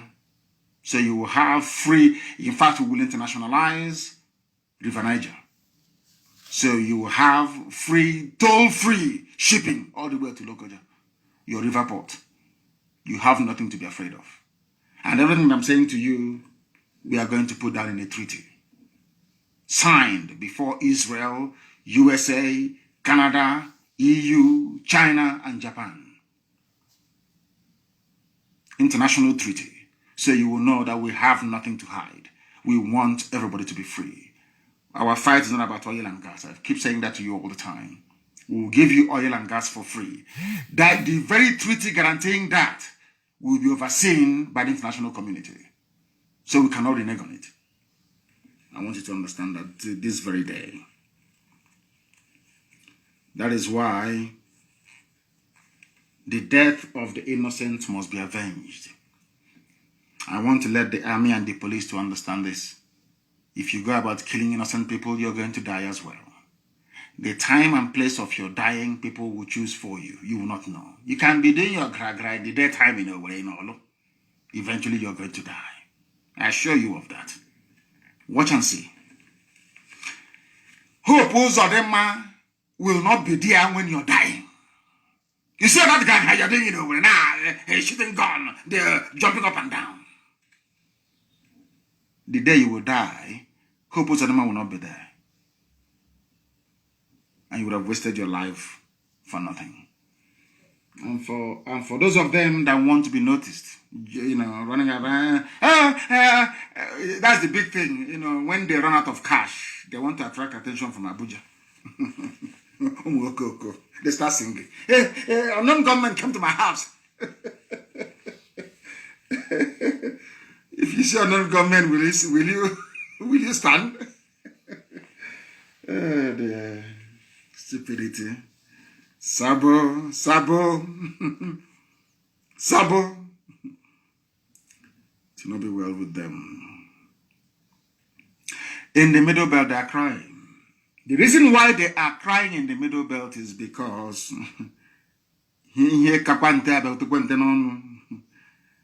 if you have said to Benue people and TV people, to be precise, who are crying today that Ojukwu meant well for you, I'm sure today they will say yes. Ojukwu went to Aburi to negotiate restructuring. They rejected it. They lied. They used their media preponderance to propagate lies against an innocent man. They levied war against Biafra.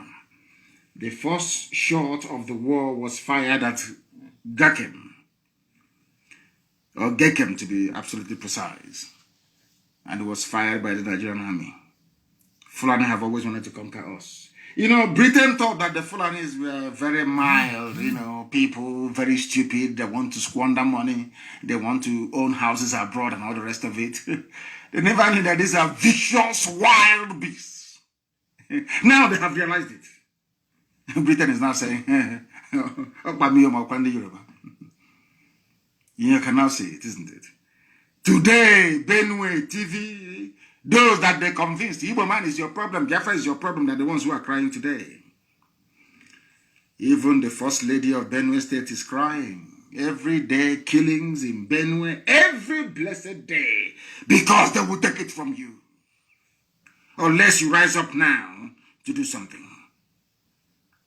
No fewer than 17 persons, including women and children, have been reportedly killed, slaughtered by headsmen in the home of the wife of the Benue State Governor, Mrs. Eunice Autumn. Very clear, isn't it? The same people that call you North, we are from the North, we North, against the South. Now they're the ones who are slaughtering you. What does that tell you about these people and their mindset? What does that tell you about the way they think and the way they reason? What does that tell you about your new alliances? The alliances you should be forming is with the South. Benue, Middle Belt, you must know this. Your future lies in aligning yourself with Biafra and Oduduwa. Anything else is suicide. Because those people, they will take your land from you. They will kill you. They will impoverish you. They will rape your children. They will abduct you for ransom. And the police will not do anything because all these crimes I've just enumerated, they are all not federal offenses. And you don't have state police to arrest them. Do you see how clever the Fulanis are? That is why we must rise up now to challenge them. That is why we must defeat them. All it takes is for all of us to rise up at the same time. If we decide tomorrow night that we're all going to come out on the streets tomorrow, across the Middle Belt and the South, this whole game is over. They will send, in fact, police won't even come because we will kill them. They can't even come. Are they mad? Even Guardian newspaper, the arch-conservative Guardian newspaper of Nigeria, these are the people, one Nigeria, they are the ones eating the money of the zoo from time. So they believe in one Nigeria. They are even asking, and can you believe people are begging their own president they claim they voted for? There is no wisdom in silence. Please, speak up. We are begging you. A whole editorial of Guardian newspaper, the same day that senators are complaining. Let him speak. He cannot speak because he is not Buhari. Guardian newspaper. You people should open your brain. I know that black people are naturally very stupid, but for once, reason. He cannot speak. The old Buhari, you don't need to prompt him to speak. He loves talking. This one is Yusuf Abubakar Mohammed, because Jubril contracted corona and ran back to Sudan and is having fun now with all the money he made. Nearly $250 million he made, impersonating Buhari, wearing his mask. Everybody involved in the recruitment of Jubril has been assassinated. All killed. Remember the death of the Nigerian diplomat in Khartoum, in Sudan? There was the man that recruited Jubril al-Sudani. They killed him to kill every trace of discovery. There is no wisdom in silence. A whole Guardian newspaper editorial that tells you all you need to know. They are begging him to speak. Being the head of a representative democracy that requires regular engagement with the electorate, the leader is reasonably expected to talk to and talk with and generally keep in touch with the people through many channels available in this 21st century. In these times, Buhari's silence is no longer golden. He is silent because he's not Buhari. Ndara. That is why he is silent. He is not Buhari. Guardian newspaper editorial board, the person you're writing to is not Buhari and can never speak. Unless they carefully prepare him once, 10-minute speech, once every 6 months. And you people are condoning such nonsense because you allowed these people to exist. You allowed the Fulani to gain the upper hand. Yoruba media, you gave Fulani the upper hand. That is why they are doing what they're doing. The complacency of the middle belt,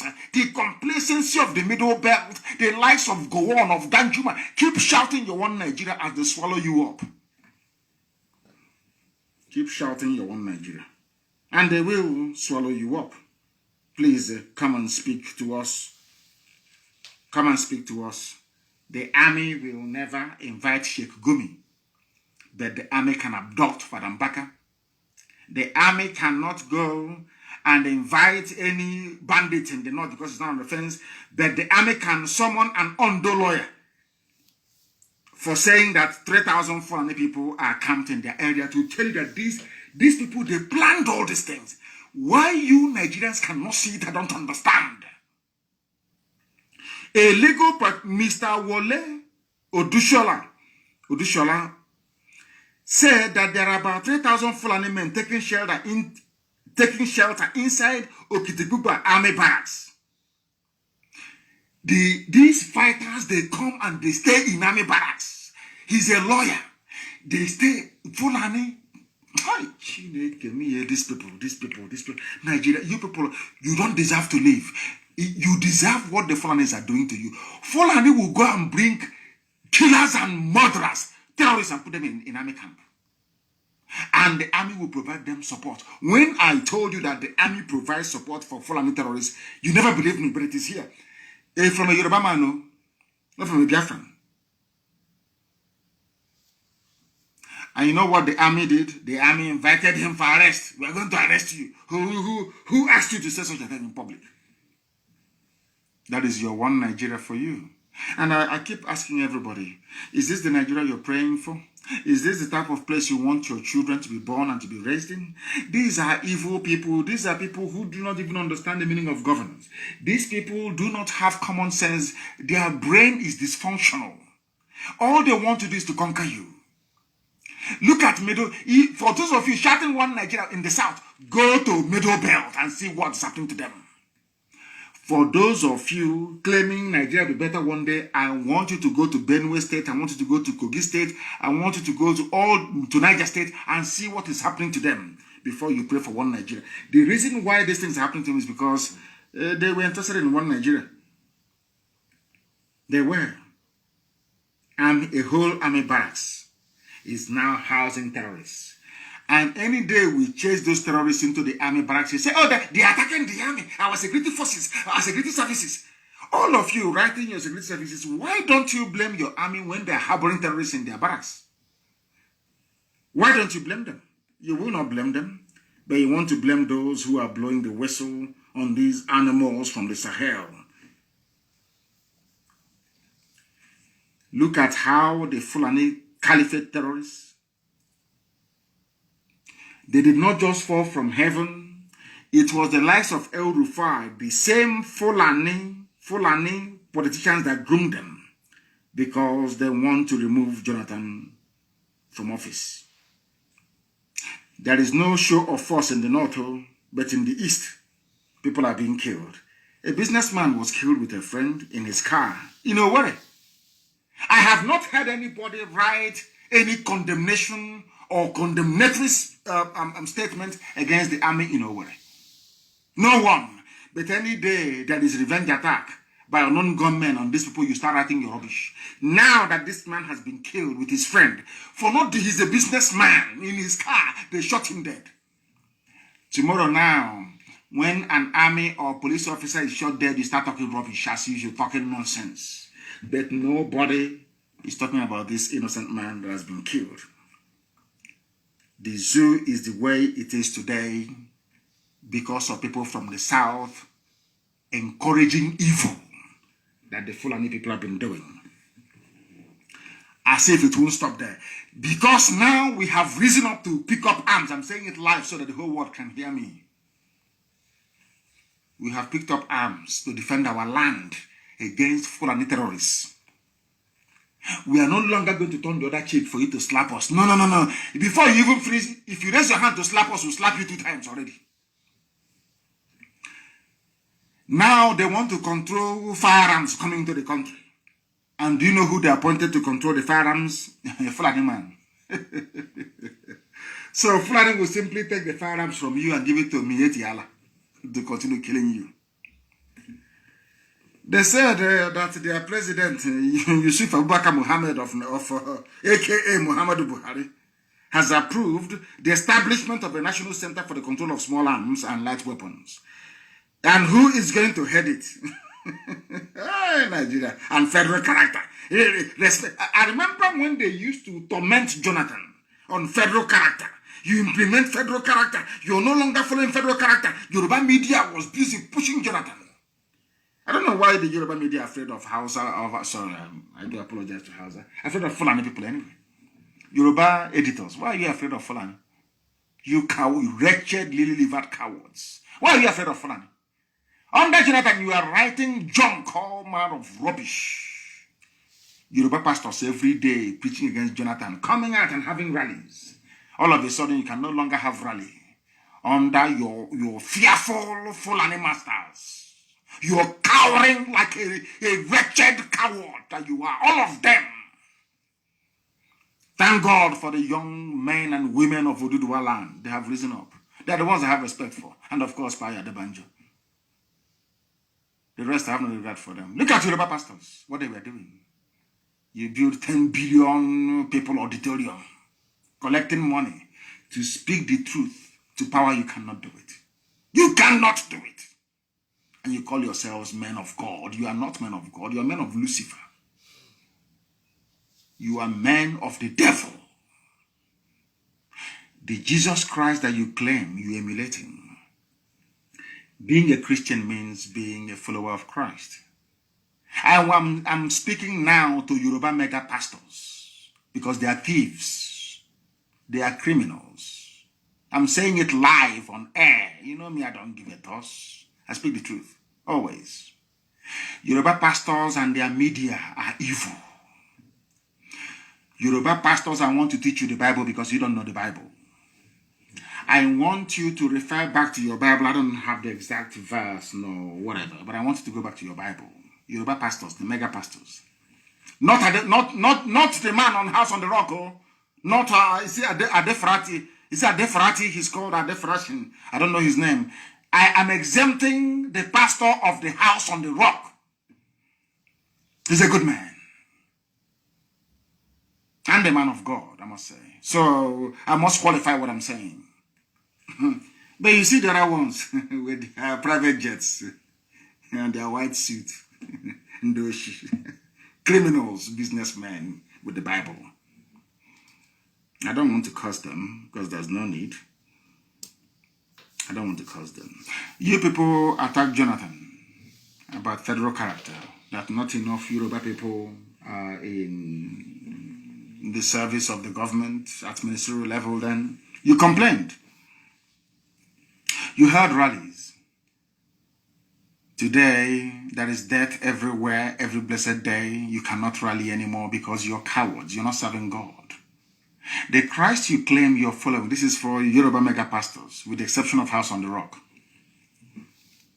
The Christ you're following or you claim to be following, you don't even understand. Because if you people are genuine men of God, you will do what Christ did. Christ went into the temple in Jerusalem, I must say. The high priests, politicians, were changing money in the house of God. And he called them vampires, snakes. He flogged people who were changing money in the house of God and said, this is the house of my Father. You don't come here to trade and change money. But today, you people are so avaricious. All you care about is money, not even the word of God. Not the word of God. If you care about the word of God, you will speak the truth to this very useless, idiotic, Fulani-run caliphate government. But you are afraid because they have your secrets. You don't want them to release your secrets to the public. Under Jonathan, who is a gentleman, you hounded him and you harried him every blessed day until he left office.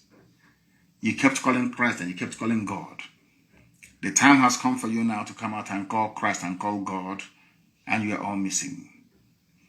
I remind you once again of Archbishop Desmond Tutu. I remind you again of the pastor, the minister for House on the Rocks, who is a Yoruba man, fearless. I remind you of course, Ingila is also a very good man, fearless.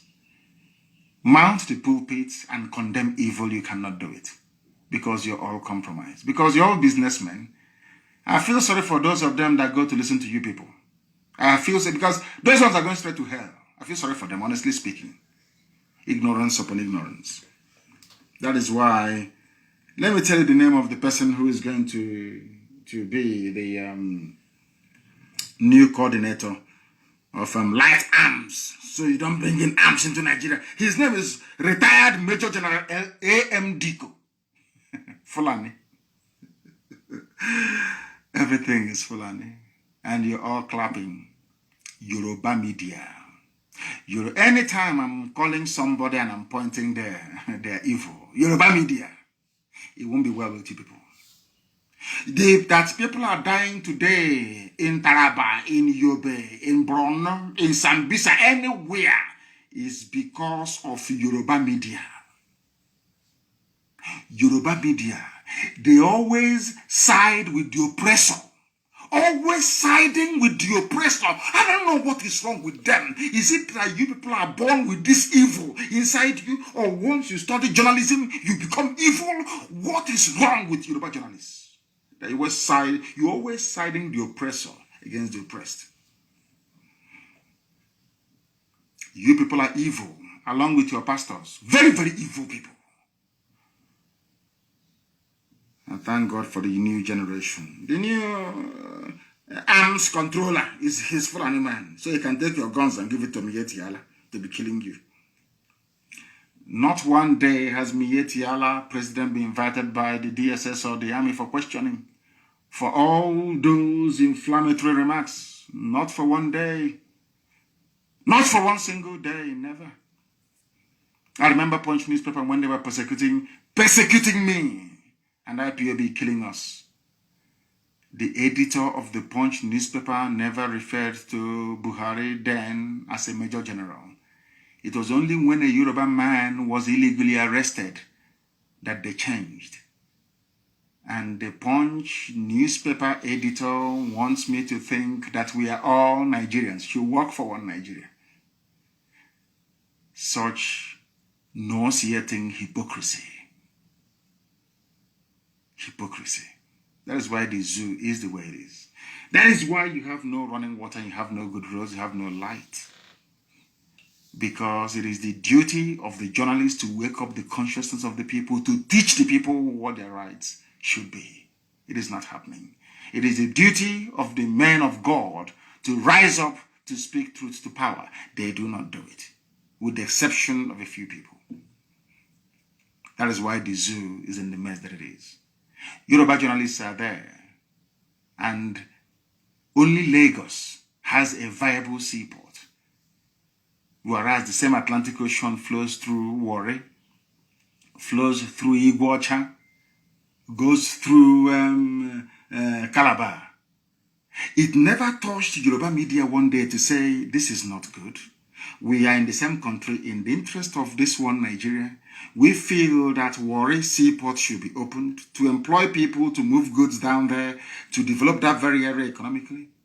Calabar Seaport should be opened. Iguacha Seaport should be opened. No. I mean, and I wonder, but you claim you're a Nigerian. Others are Nigerians as well. But it never occurred to any of them to say, let us use this power and influence we have to change this obnoxious policy. And who destroyed the economy of the South? It's Obasanjo who did it. Let me leave it there for now. I will do a very special program one day. Bandits threaten to kill students abducted at a Kaduna private university. Who are the bandits? They are Fulani people. They kidnapped Christians mostly and are slaughtering them as we speak. And you wake up tomorrow morning and you say you're a Nigerian. And you have pastors who are more concerned about tithes and offering than praying for these very hapless victims of one Nigeria. I don't call it, they're not victims of banditry. They are victims of one Nigeria. And all of you who over the years have been promoting one Nigeria, I blame all of you. You are responsible for this because had you people held the Fulani to account by insisting on devolution of power, no matter what, you say to hell, devolution of power, this nonsense won't be happening. But you are black people, I don't blame you. You have no soul and you have no conscience. You have no empathy. What concerns other people is of little or no consequence to you. And that is why black people are poor. Our wickedness and evil is second to none. Second to none. Everybody in Nigeria understands that there is only one simple solution to the problem of Nigeria. It is dissolution. They know it very well. But because they think that Nnamdi Kanu will not honor his words, he will not give us oil and gas for free. Please let us continue in this one Nigeria. And I have said it many times. All the minorities in the north will be taken care of. Once Biafra becomes free, it gives us the impetus and the platform from which we can save you from Fulani emasculation and destruction. If Nigeria continues the way it is right now, Fulani will overrun the whole of the Middle Belt. I'm telling you, Tiv Nation will come under attack. Bachama is gone, Birom is gone, all these people are gone. Only TV is standing strong right now as we speak. And to an extent, Jukun. If we allow Nigeria to continue, because the number of Fulani influx, these terrorists is limitless. They have a huge number of people to come in, and the attraction is oil and gas. They have seen how wretched, poorly educated Fulani people are living large on the proceeds of oil and gas. That's something I need to remind Wike, of course, and all those who stupidly call themselves Niger Delta. The Fulanis come in, they kidnap, they make more money than the state government does in the south. And they return to wherever they came from. These are the things that must guide your thinking, and that is why Nigeria must end. As I said a few days ago, Nigeria must be dissolved. Let everybody go back to where they come from. If they now wish to come back together to form a country or whatever, that is entirely their business. Let the people decide. That's all we are saying. Let the people decide. There is no need calling for a coup for somebody to take over a government. No, not at all. Call for popular uprising and ask the army not to open fire. That's all. Even the army understands if they open fire, they are dead. University students being abducted every blessed day. And all a pastor is interested in his tithes and offerings. Very, very sad indeed. I don't blame these kids who are being kidnapped. I blame those that wish to sustain one Nigeria. And as they are kidnapping people, I don't even want to be talking about the spate of insecurities that you have across the zoo. 13 more people are killed as armed headers. No longer armed Fulani terrorists, but armed headers attack Benue community.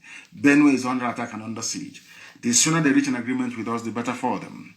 So we can move ESN there to checkmate them. We know how to fight them. In neighboring state, we did it very well, which is just neighboring Benue state. They should come out openly to ask for the help of ESN, and we'll go there and make sure we drive away these vagabonds. That's what we need to do. People are dying every blessed day. every blessed day right across the zoo, and you know the solution. The solution is dissolution. The solution to Nigeria is dissolution. Once you do that, everybody will be free. There's no need ranting and writing rubbish every blessed day. It doesn't solve anything. Fulani wouldn't understand that. The killings can happen in Benue, not in our land. You come to our land, you kill us, we kill you back. It's as simple as that. If you're police or your army or anybody you kill, just one day. We may allow you 1 or 2 weeks to breathe. After that, you'll be dead. If you kill us, we're going to kill you.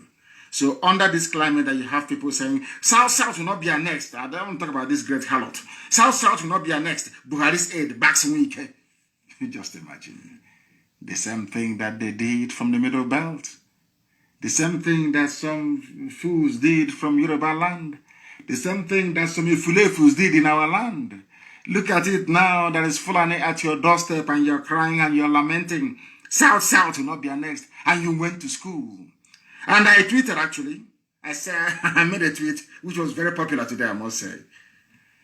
I asked this great harlot. I shouldn't have responded to her, but I had to because to put the record straight. I said to her, if you say that South will not be annexed by Biafra, then tell your Fulani Janjaweed masters to refer to the 1966 coup by Nzogho as a South coup, not an Igbo coup.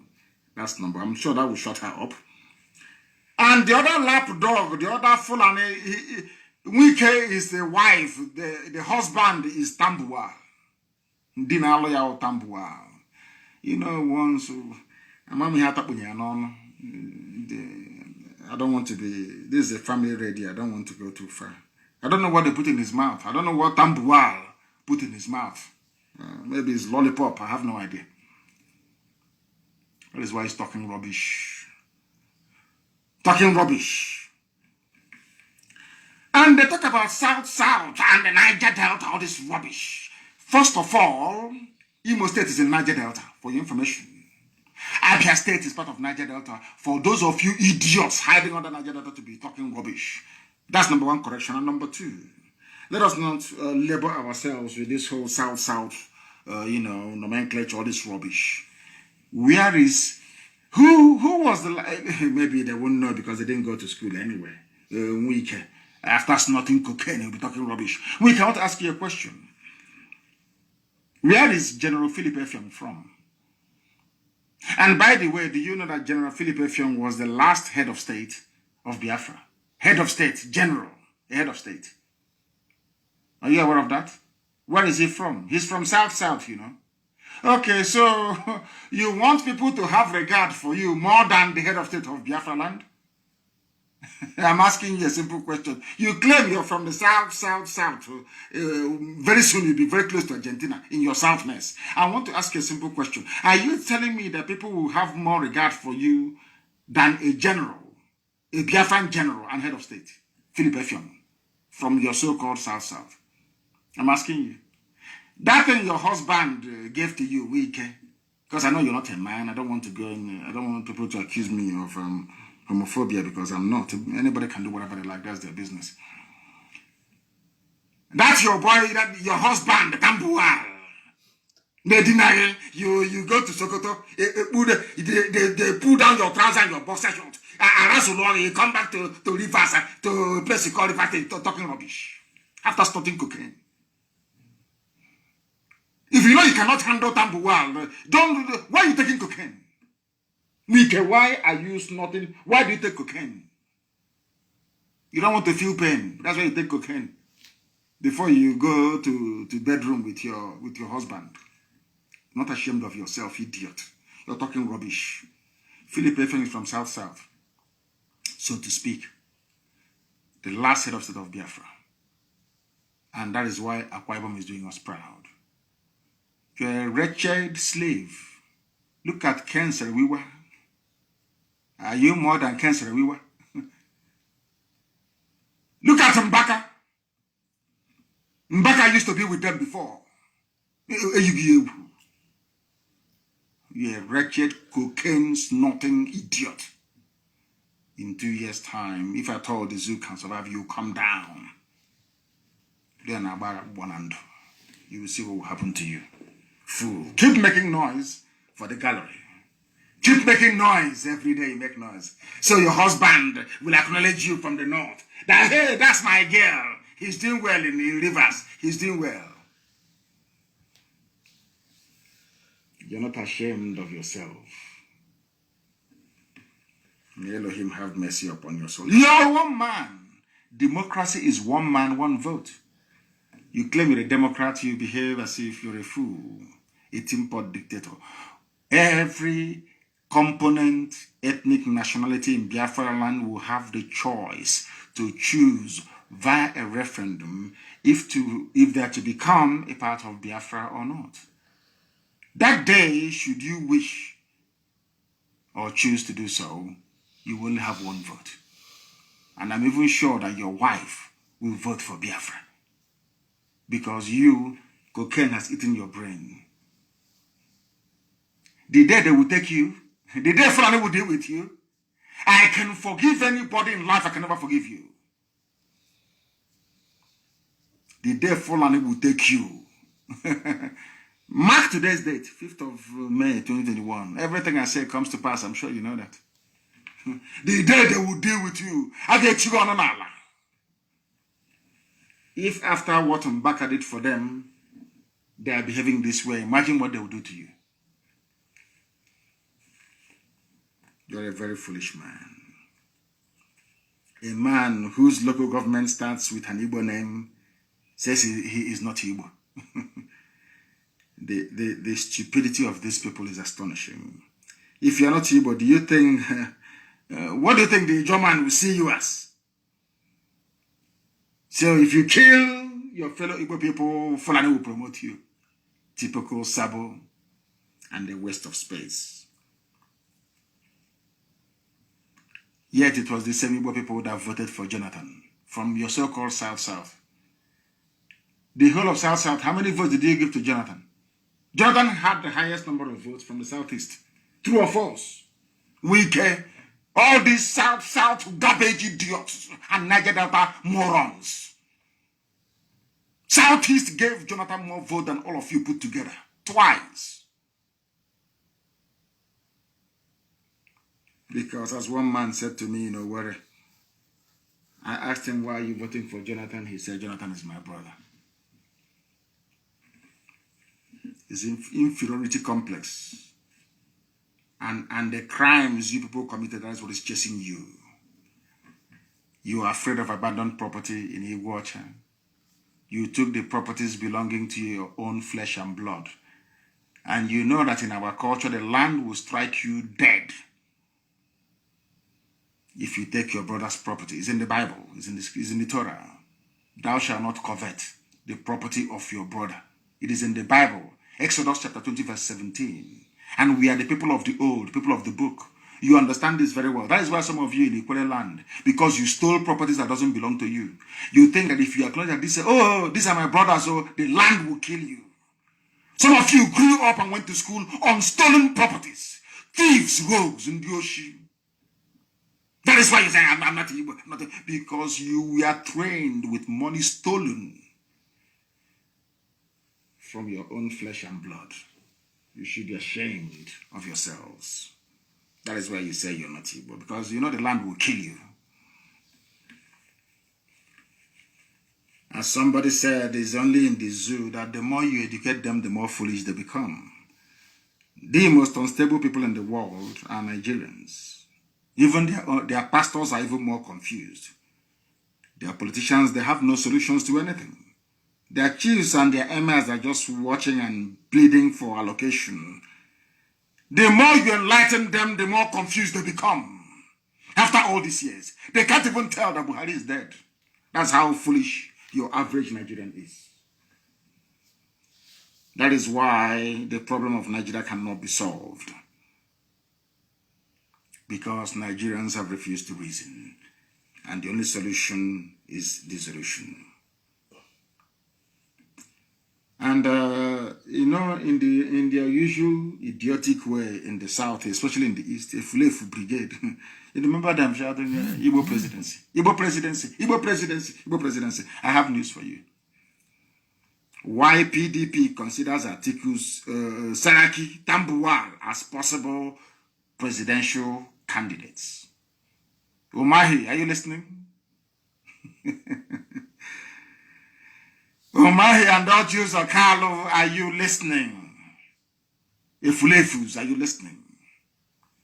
They have divided their Nigeria between the north and the north.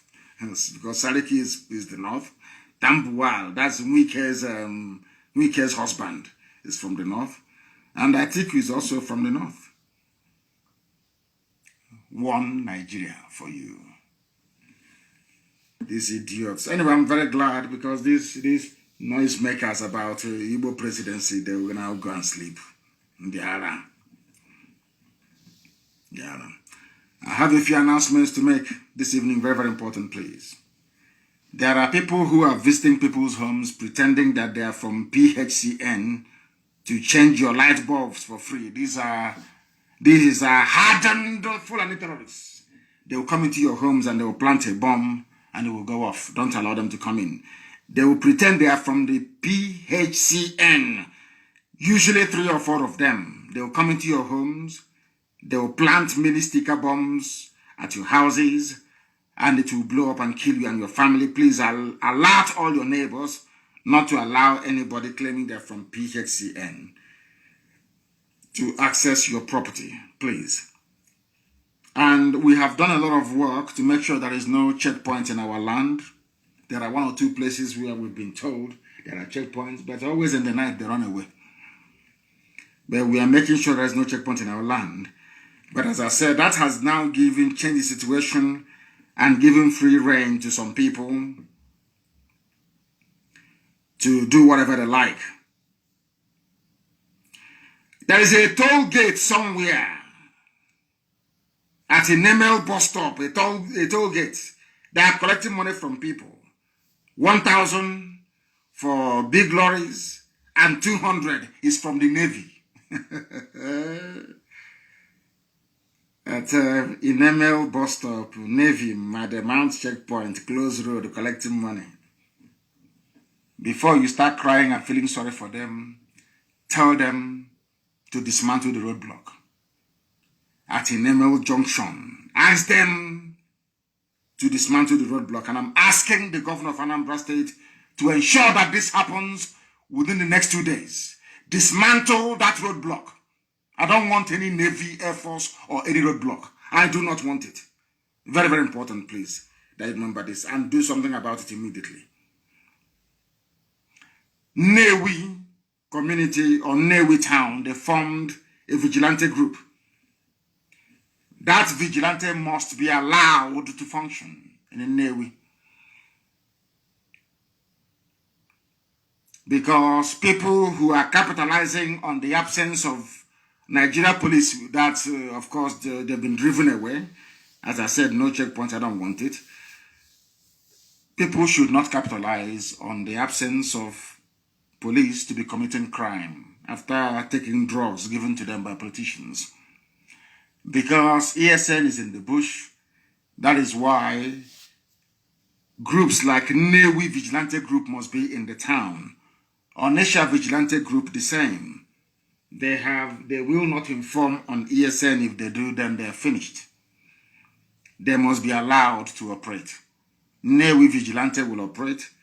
Onisha Vigilante will also operate to make sure there is no form of criminality during the daytime within those environs. Very, very important place. And I want to thank my dear brother. I want to thank him. Nemeka Ehiofo Chosen is called. Nemeka Ehiofo. Thank you very much for your immense support and help. I am grateful, and Chukwu Kikabiama will bless you immensely. Bless you immensely for your support. Outstanding support that he gave to this very noble family. Thank you for that. And on that note, we have come to the end of our program today. And by way of outro, I don't know how I'm going to get it, but I will try to see if I can play this very tune. It's a song put together in a tribute to the late gallant commander, Ikonso, and I want to play it tonight. I want to play it tonight as an outro. I will not play our national anthem. I want to play it tonight. I want to play it tonight, that very song itself. Please, wherever you are, you must be very, very vigilant. You must be very, very vigilant. Very, very vigilant. Please. Because they are abducting, they are killing, and as I said before, the time is coming very, very close when every able-bodied man and woman will enter into the nearest bush to make sure that we kill all these people because they are killing us right now. They are killing us right now. They are killing us right now. Once again, I thank you all for listening. And as always, here on Radio Biafra is our hallowed platform where Biafra means the whole world to us. It means the whole world to us. Biafra to some people may mean something different, but to us, it is more than the pursuit of sovereignty. When people ask me these days, what is your religion? I tell them my religion is Biafran. It is the religion of the ancients, the religion of my forefathers. They worshipped Almighty Chukwu,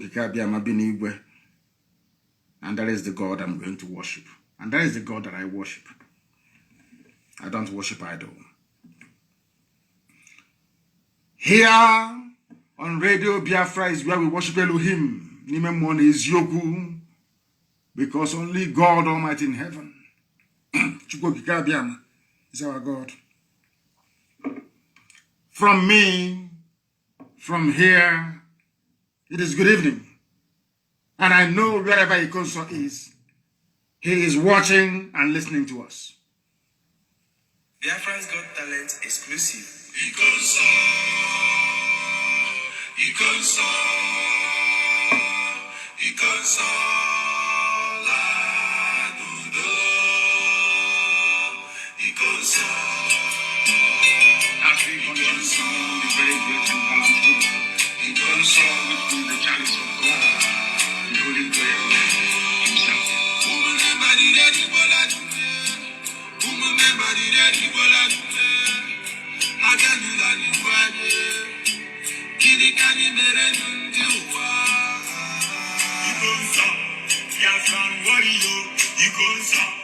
Freedom fighter man, Ikonso is our hero.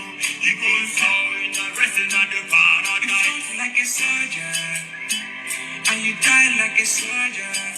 You never betrayed our motherland. Your legacy lives on. You are a gallant soldier, a benevolent soldier, benevolent soldier. My brother, you will live on. Because you will live on.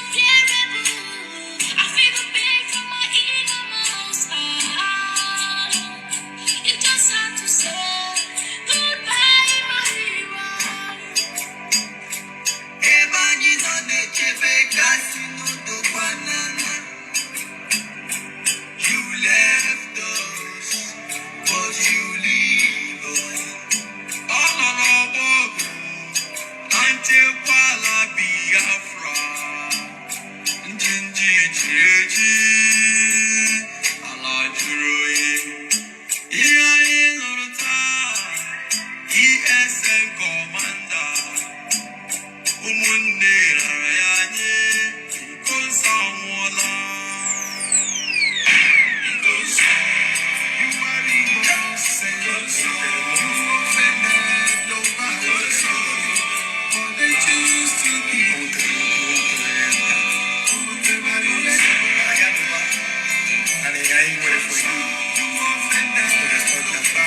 for the Jews and the hero.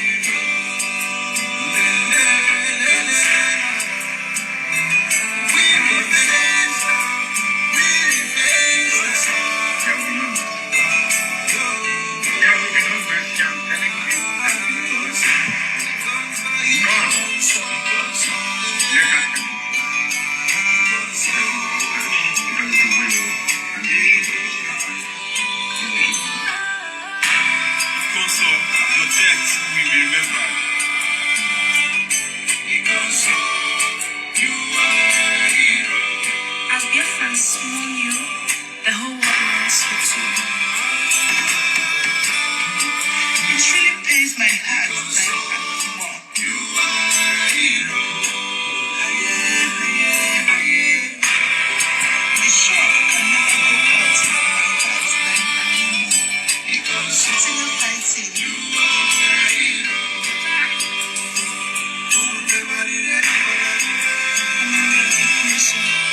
Your sacrifices will never be forgotten. You will get reincarnate soon. and the console will be avenged without apologies to any idiot wherever in the world. And the work is ongoing to that effect, and we're not going to stop until the heads are complete. 2,000 of them.